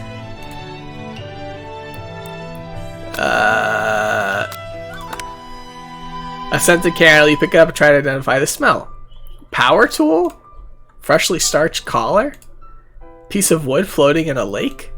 Piece of wood floating in a lake? Suburb 69? No, it's one of the secret recipe ingredients. It's blank. Oh my god. Alright, here we go, yeah. He's still got the mustache and the beard. And an adorable little boy crawls across the floor from the goatee and mustache combo he sports. You figure that must be Colonel Sanders himself. That, or maybe it's the drumsticks that he seems to be waving like a rattle. Who frames a baby picture of just themselves? Yeah, that's true. Probably the same type of person who would make their own face the logo of the company they founded. Am I right? Am I right? Cap and I have just discovered more about the Colonel. The door had opened. I want to go to the door. You open the door of Colonel Sanders' closet and find a row of his signature white suits hanging within. You take one off its hanger and try it on. The jacket is a bit big for you, but it's soft and comfortable. You give yourself a deep hug, breathing in his scent. They say that home is where the heart is. Is this what they meant? Before you can look any further, you hear Colonel Sanders returning. He has a new dish that he's been working on, and he wants you to taste it. You try to act casual until he asks you why you're wearing his jacket. Aww. I don't usually loan those out, but I must say it does look good on you. Oh crap, the jacket. You forgot to take it off. Decide your moment and make a big move. You tell him you're cold. You fess up and tell the truth.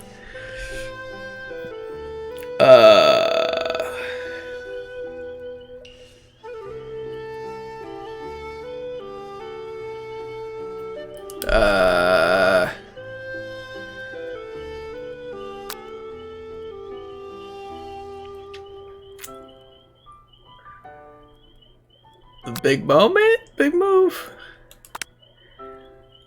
Whoa, whoa, whoa, that isn't that kind. This isn't that kind of game. Now that we blame you for trying. But still, game over. Fuck!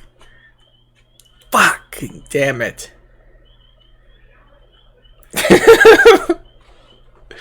What does this do? I know, I gotta wait for like the third day, I think. Can I click that? Oh, here we go. Okay.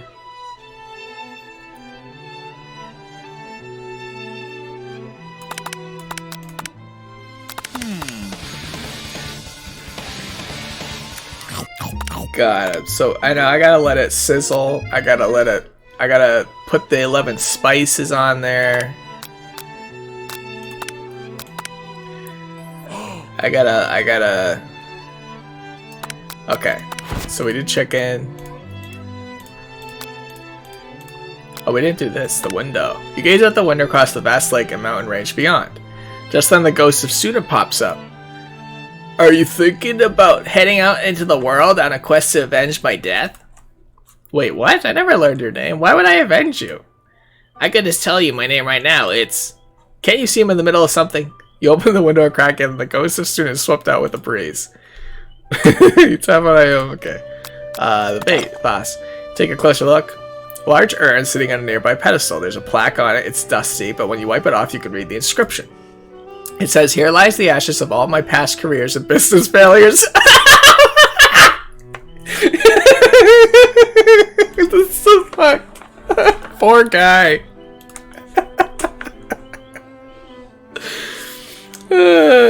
I gotta think of his feelings. You're right. You're right. He is career oriented. He's focused.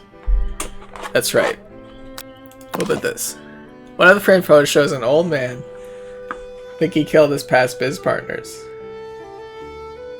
Oh my god. One of the frame photos shows an old man who looks a bit like Carl Sanders standing with a friend. They hold fried chicken drumsticks and appear to be cheersing them.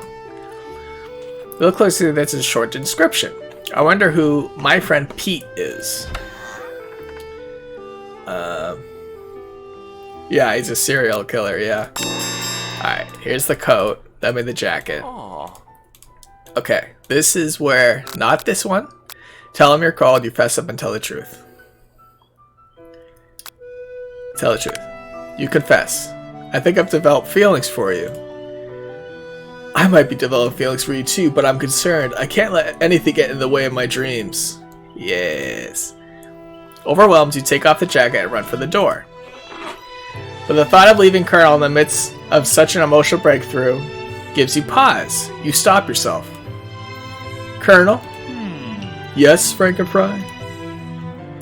I honestly think this may be the beginning of something wonderful. I think you're right. We should take things slow. That's right, that's right. You talk late into the night and drift off into a slumber. Dream sequence. Look at that, that's so nice. You wake to a beautiful morning in Colonel Sanders' hideaway. Did you make the right decision on how you respond to Colonel Sanders? Only time will truly tell. Today is a day that could change the rest of your life. Your thoughts are interrupted when Colonel Sanders emerges into the room. He's holding a gorgeously plated breakfast, and your mouth waters at the sight of it. Here's a simple breakfast I just whipped up. It's meticulous. You taste Colonel Sanders' food, and it takes you on a journey. When you return, he's waiting to ask you an important question. So would you say that we're the perfect match? How presumptuous. My cuisine and your taste buds, that is. Such confidence, such grace. Could he be the world's greatest gift to cookery? Let's flatter him. You know, I think we might make a great team. A single tear begins to pool in the corner of his eye as he gazes out the window. And with the right business partner, I know I can't fail. Business partner? Could he be talking to you? It's all happening so quickly. Overcome with emotion and confused by your feelings, you're on the verge of tears, unable to speak. The only answer you can find is to run out the door and get home. There's still one more day of school after all. The University of Cooking School Academy for Learning awaits for no one. Alright, so this is the last day. You get home to find something very surprising. Your best friend is there waiting for you. Where have you been? Because I had one heck of a night. I've been desperate to talk to you about it, but I couldn't find you. I got worried that something had happened to you. It's okay, I was just... But now that it turns out you're fine, I can finally get you up to speed on the Saga of Miriam. Sure, but... You will not believe what happened to me after school yesterday. I went on a date. Oh, fuck. With oh god, what's his name? I think I can believe that. Since he's been partnered up with Clank, he asked me to go out with them. Of course I told him you better keep your dials turned to polite and respectful. I'm not that kind of girl. Yeah, you are. But he was just interested in spending some one-on-one time together and getting to know me. So I said, yeah, sure, I can get to know the little metallic guy. Long story short, he took me skydiving with his friends. They went skydiving for a first date? But things quickly spiraled out of control. Did she just say skydiving as if that's a typical first thing to go on with a talking pressure cooker? And now I'm really not sure where we stand. You don't give Miriam time to tell her whole story, however. Bottling up the details of your own night is just too much to bear. And yeah, he is a playa. Oh my god. And I went on a date too, back to Colonel Sanders' house, where I spent the night with him. You what? Nothing happened, but the emotional connection. Wowzers. Miriam offers to support you no matter what you do. Together with your bestie, you feel like you can do anything. When you arrive at school, you encounter your rivals in the quad. You can tell from a distance that they're picking on Pop, though he himself might not quite grasp that fact. Because, you know, he's Pop. What's a swirly? It sounds delicious. Oh, it's great. I'll order you one up right away. I'll have my swirly with sprinkles, please. Sprinkles is a dog and a treat. Oh, God. You can get your swirly dip, too. Why don't you pick on someone your own size? Because I'm literally the biggest person at this school? There is that horse that Colonel Sanders rides to school. But who would dare pick on such a gentle and beautiful creature? You've got some nerve, Frankenfry, suggesting I pick on a defenseless horse. Now you're twisting my words, and I won't have it. You clench your fist, but the injury from yesterday's mixer accident makes you wince with pain. Doesn't, look like you can go on cooking like that. Might as well just give up. I'll never give up. Ever. Colonel Sanders arrives just as it appears things are close to boiling over. A naturally intuitive person, he senses that something has been going on. Is everyone excited for the final day of school? Frankenfry, how's that hand feeling? I'm sure he'll be back in fighting form by this afternoon. Aren't you concerned about my hands, Colonel? Yesterday I almost broke a nail winning so hard. Technically, I don't believe a winner was decided, but your presentation was quite impressive. What is he doing complimenting her? But what about the flavor of my delicate, warm, gooey chocolate sauce? It was clear that you're passionate about how your food was received. That's a lot of words to say. It was bland.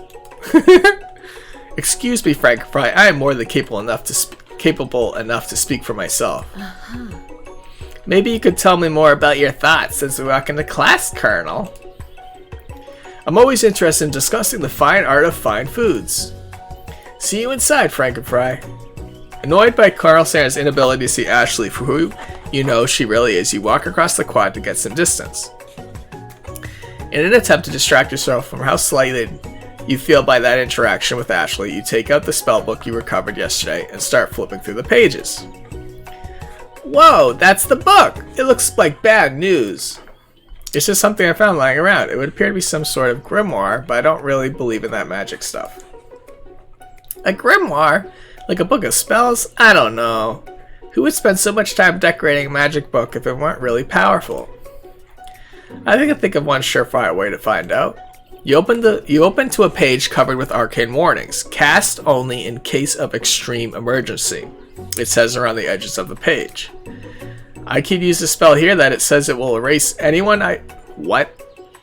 I could use the spell here that says it will erase anyone I choose from all of my memories. If I scrub out Colonel Sanders, it would probably help me focus better on the upcoming final exam. That is way too drastic. Couldn't you do something else? Like anything else? Not rooted in dark magic. Maybe tie a string around your finger. Okay, fine. It is drastic, but desperate times call for desperate measures. What the heck? You've got a memory erasing spell sitting right in front of you and a pretty good excuse to try it out. No, I'm not gonna do that. No, I wanna... No. You take your friend's advice and put the book away. It's almost time for class. Sprinkles is already in the room, waiting for the students to arrive. He clears his voice to make a quick announcement. We want you all to know I feel something of a dog moment coming on, but I assure you it's nothing to be afraid of. His cute little nose crunches up and he begins to breathe quickly. He must be hungry, reaches for a homework, give him a snack. Dogs can be rather unpredictable, especially as Sprinkles wait to see what happens.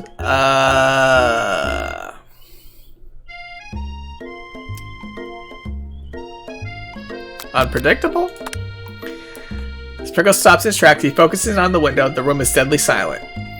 When you follow his gaze, you see a tiny orange squirrel perched on the cherry tree outside.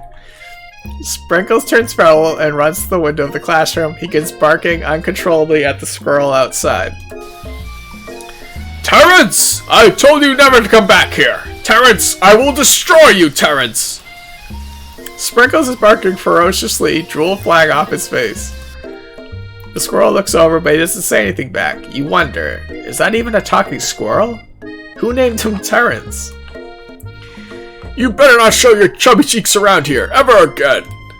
After Sprinkles is satisfied that his presence has been felt not only by Terrence, but any other squirrel in hearing distance, he returns to his professional tone. I apologize for the outburst. This actually brings up an important point. Thank you, Frankenfry, for reminding me to dole out this indispensable bit of wisdom. You see...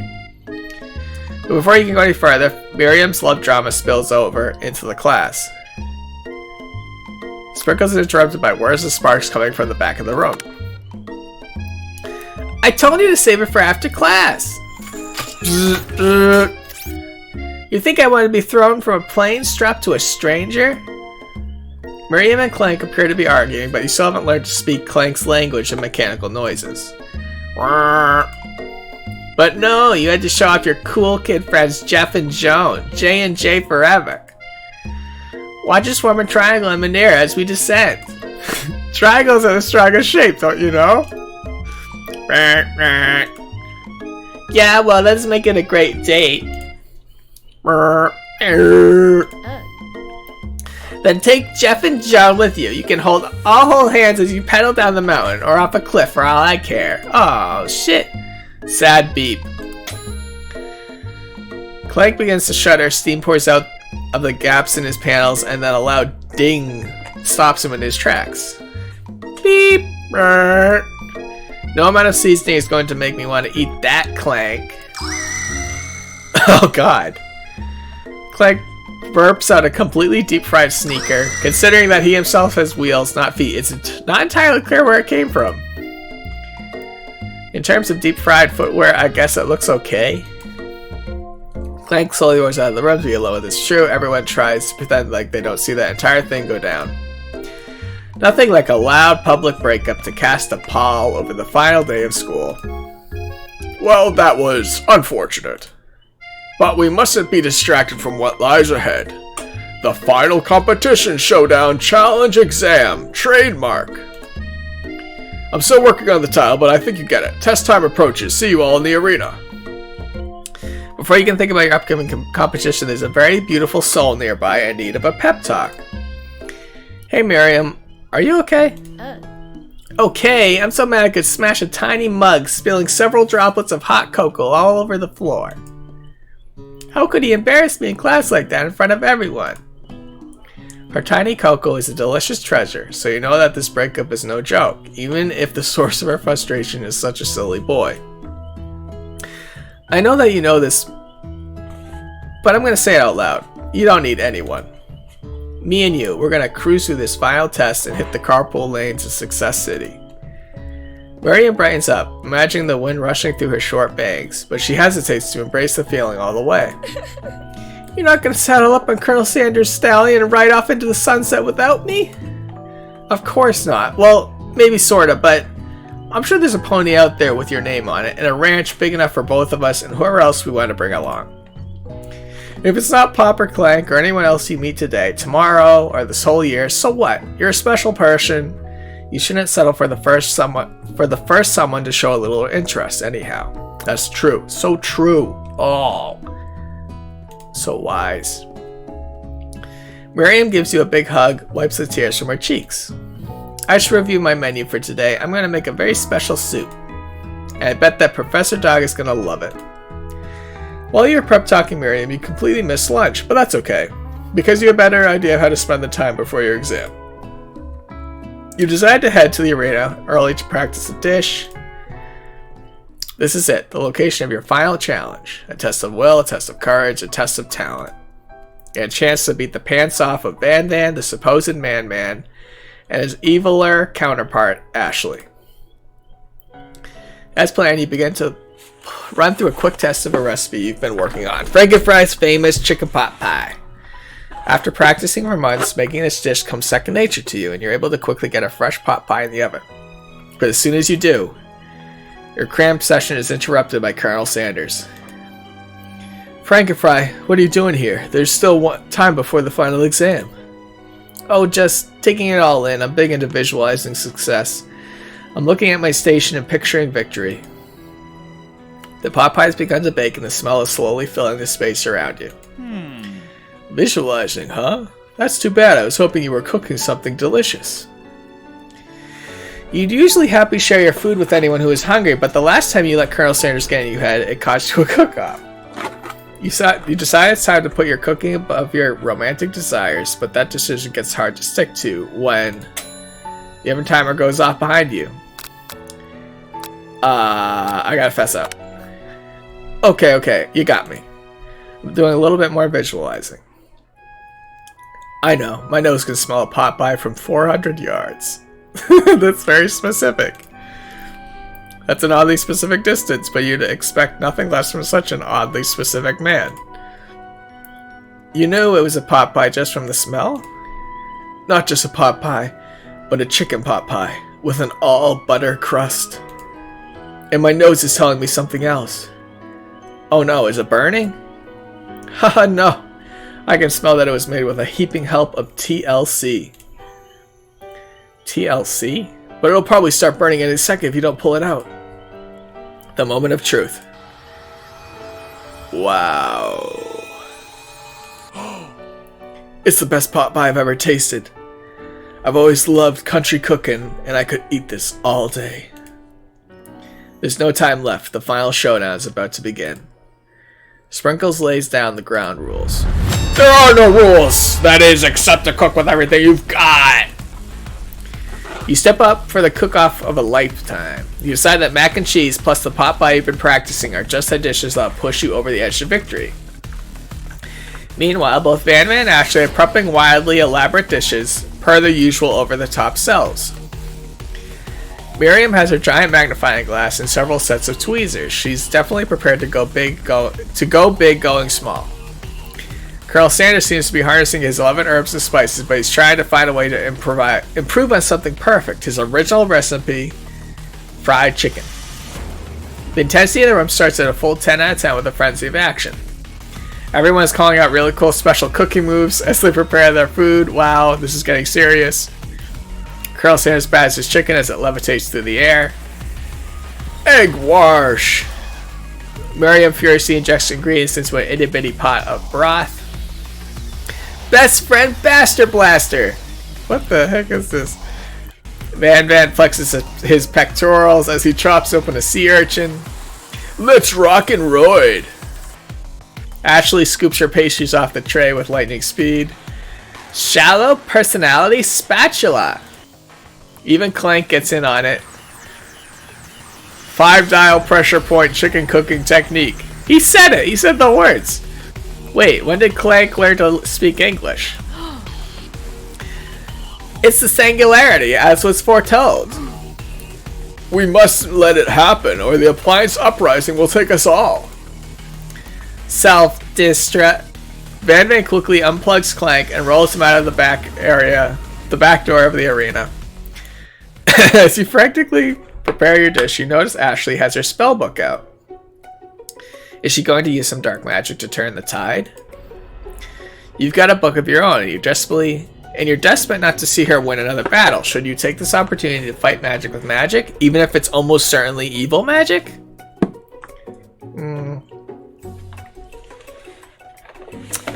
No. We're gonna do this the hard way. Who needs magic when you've got passion? I'm gonna do it the hard way. Yeah. Colonel Sanders sees that you've chosen to win on your own terms, and he gives you a subtle wink from across the room. Ooh. I believe in you, Frankenfry. Miriam notices too. And I've always believed in you, Frankenfry, since we were little kids, because I'm your best friend forever. You turn to notice that Miriam is at your station cheering for you. Miriam, what about your dish? If you're here cheering, who is cooking?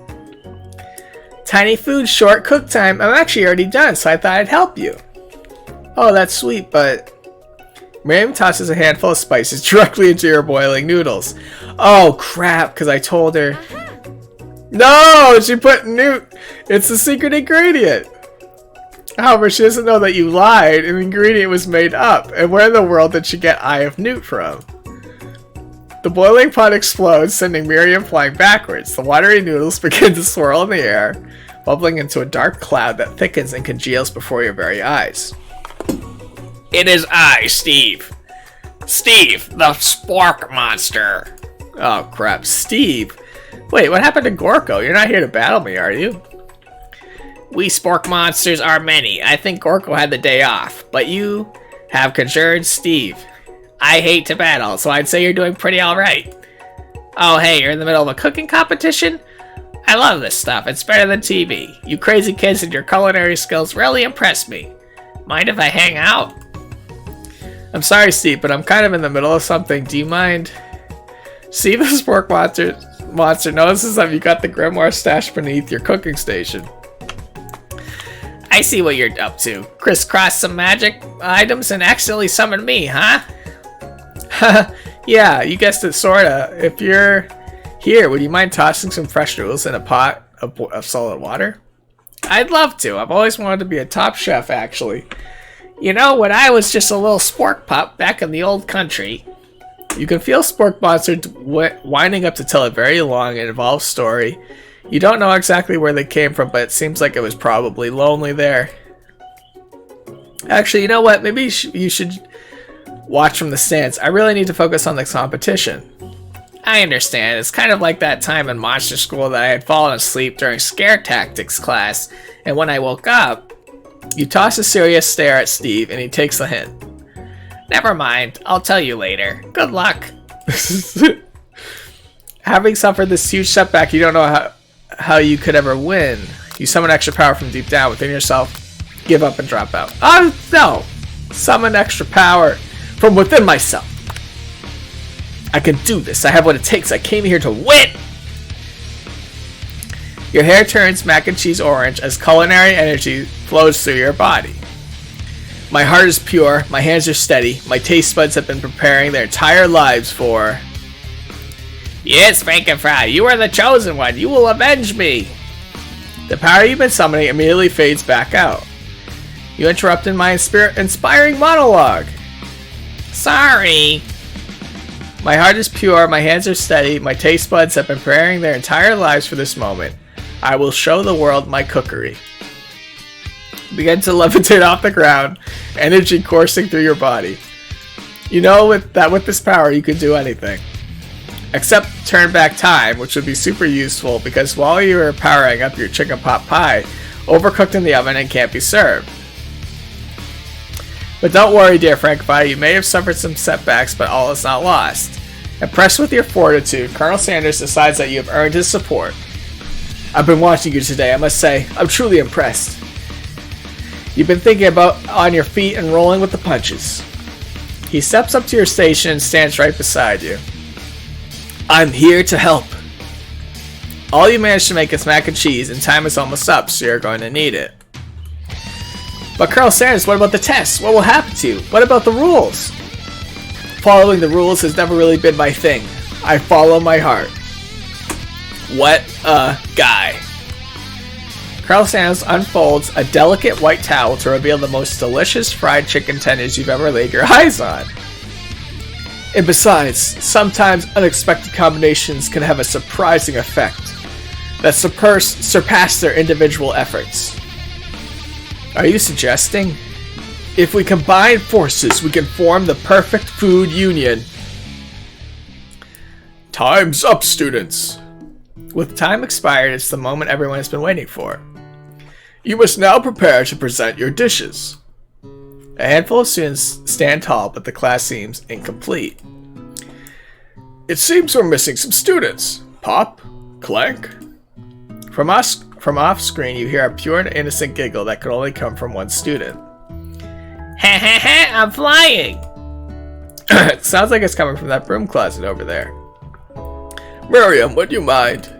Inside of the closet, you see Pop hanging on a broom hook by the elastic of his underpants. Pop, get down from there right now. Let me guess, did Van have something to do with this? When someone asks for a wedgie, who am I to refuse? I thought a wedgie was a salad. Oh, Pop. It looks like Pop is eliminated from the challenge, seeing how he didn't cook anything. I can't feel my legs. May I be excused? Sure. You kids and your pranks. I must say, it's not the worst prank in the UCSAL history, but it's not exactly yearbook material. Wait a second. Pranks? Pranks? Clank! Where did that pressure cooker roll off to? You wait to hear a signature word, burp, beep, or any other onomatopoeia, but there's none. Sometimes he must have gotten unplugged, I guess. We'll have to figure that out later. That leaves only 4 remaining students. Please collect your final projects. Yes, it has been a long semester. Wow, 3 whole days long. But after days of hard work, the time has come for me to eat.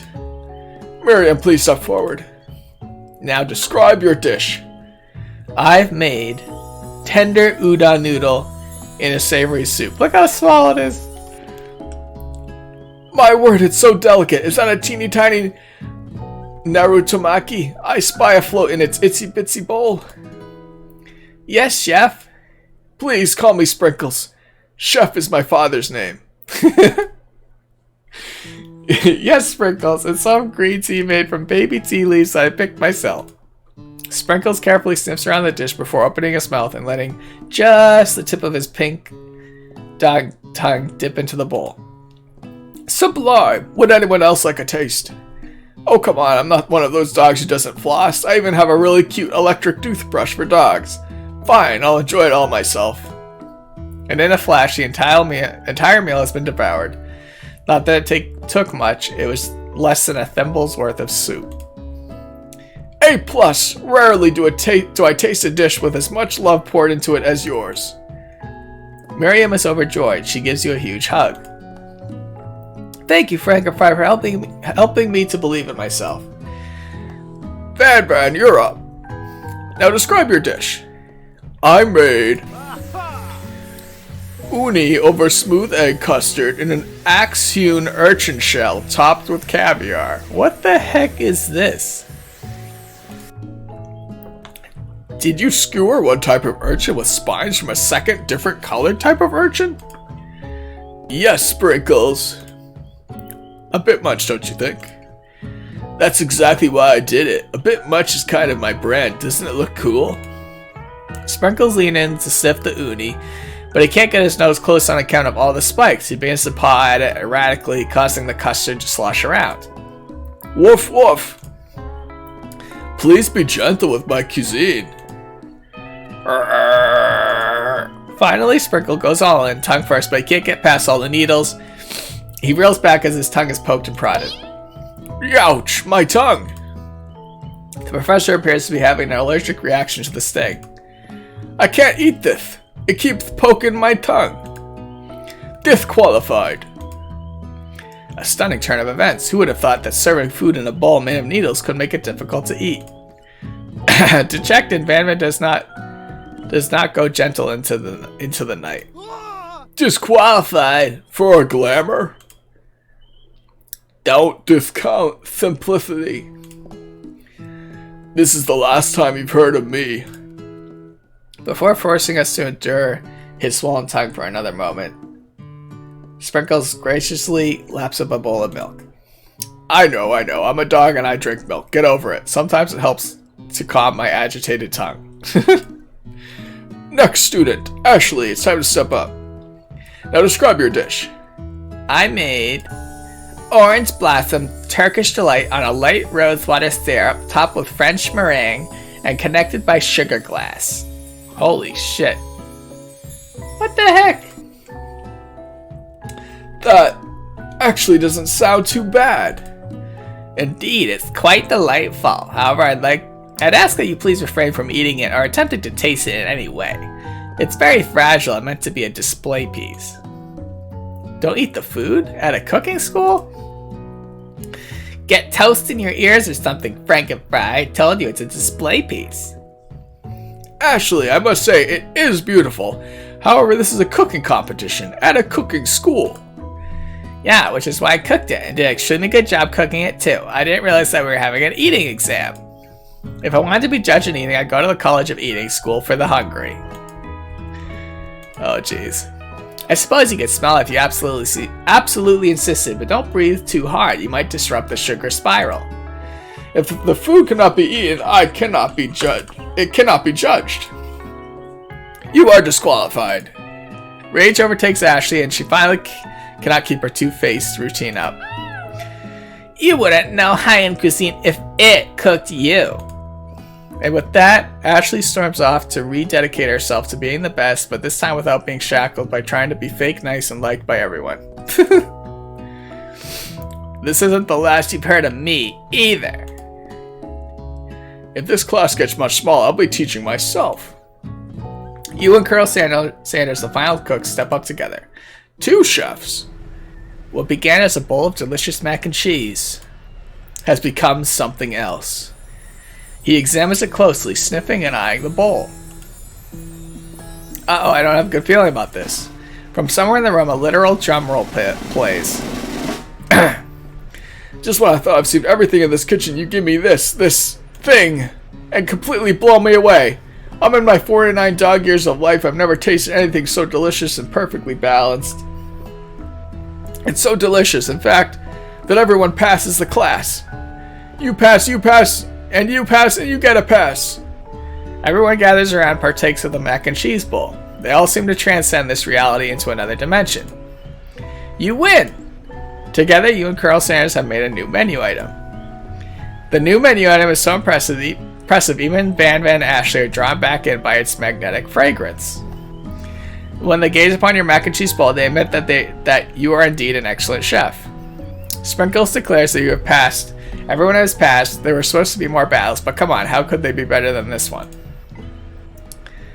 Now that the school year is complete and everyone has graduated, the students return for one last assignment to get their groove on.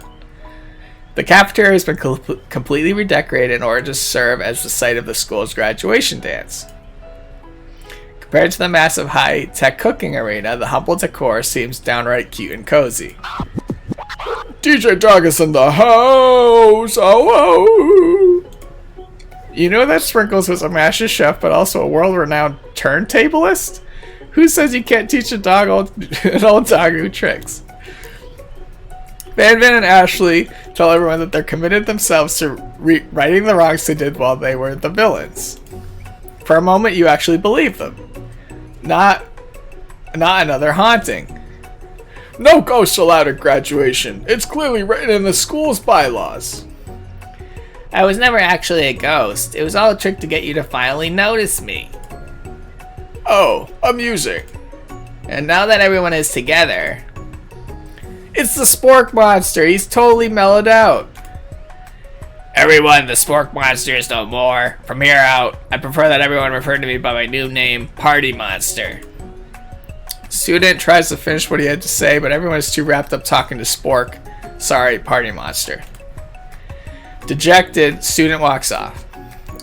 Maybe things didn't work out for Miriam romantically, but she found the love in her cooking, and you know she's gonna do great. A red carpet rolls out across the floor of the ballroom. It's like a Hollywood movie premiere. Who could command such an entrance? It's Pop! He's arrived late to the dance, but apparently for good reason. Walking the carpet, you see perched atop his dirty chef's hat a crown. Welcome back, Pop. I know you weren't able to complete the final exam and accept your diploma. So we had it mailed directly to your father. We figured it was the least we could do for the school's dean. Oh shit. Oh, now I get it. And we get a new wing on the school. Not to mention the honor of educating the son of the chancellor of such and such. The music of the dance is interrupted by the sound of sparking electrical hissing. It's Clank who has arrived late to the dance. Now that I've graduated, I can reveal my truth. Whoa, he's still doing the talking thing. I'm Clank, and I'm not of this earth. I'm actually from a faraway planet in another dimension. What? What? I actually feel like I knew this the whole time. Now that I've learned the ways of your kind, I must return. Miriam, will you come with me? I don't know what to say. Besides, no, obviously. I've just begun to learn who I really am. This isn't the time for me to devote my life to figuring out who you are, Clank. You're blown away by Miriam's maturity. It's pretty clear she's managed to surpass you in that regard. I understand, kind of. Humans are weird. A portal opens up and Clank disappears through it. There's so much going on. Jesus. Finally, Colonel Sanders arrives. Howdy, classmates. Just like the first day I met him, he has come prepared to feed the entire class. However, it's not enough to just give them a bucket of chicken. This time it's a full meal. I didn't get to be the most famous chicken man in the history of chicken, and man by not reminding people to go out and buy my chicken. The end? No, it's not the end. Oh, they got me. They got me good. As everyone feasts on their delicious chicken dinner, Colonel Sanders finds you sitting at the edge of the dance floor. Frankenfry, what are you doing sitting alone? Oh, you know, just waiting for the right person to ask me to dance, you know. I wonder, might you tell me what are the qualities that you would expect to find in such a lucky person? Off the top of my head, oh, I don't know, a spicy musk, a tidy goatee, a degree from the University of Cooking School Academy for Learning, just to name a few. It truly is my lucky day. Would you dance with me? Oh, yes, I would love to. As you glide across the dance floor, hand in hand with Colonel Sanders, the future stretches out in front of you. And once my 100th franchise is up and running, I'll be ready to take a day off, and I'll be so glad to spend it together with you, Frankenfry. How sweet, we'll work together and play together. Colonel Sanders stops dead in his tracks. Work together? Well, I think this is something I'll just need to do by myself. But who will help you run your restaurants? I don't believe I need help. Besides, based on your time at school here, do you really think running a restaurant is the best path forward? Could it be? You found a love connection but failed to earn Colonel Sanders' respect as a chef? Can you live with only half of him? Will you be able to endure sharing him with his other life, the life of an entrepreneur? I suppose I could enroll at pastry school.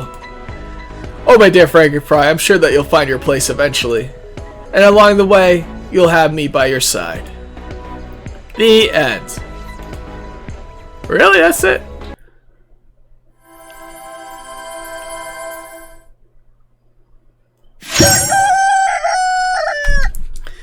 Oh my god. Yeah!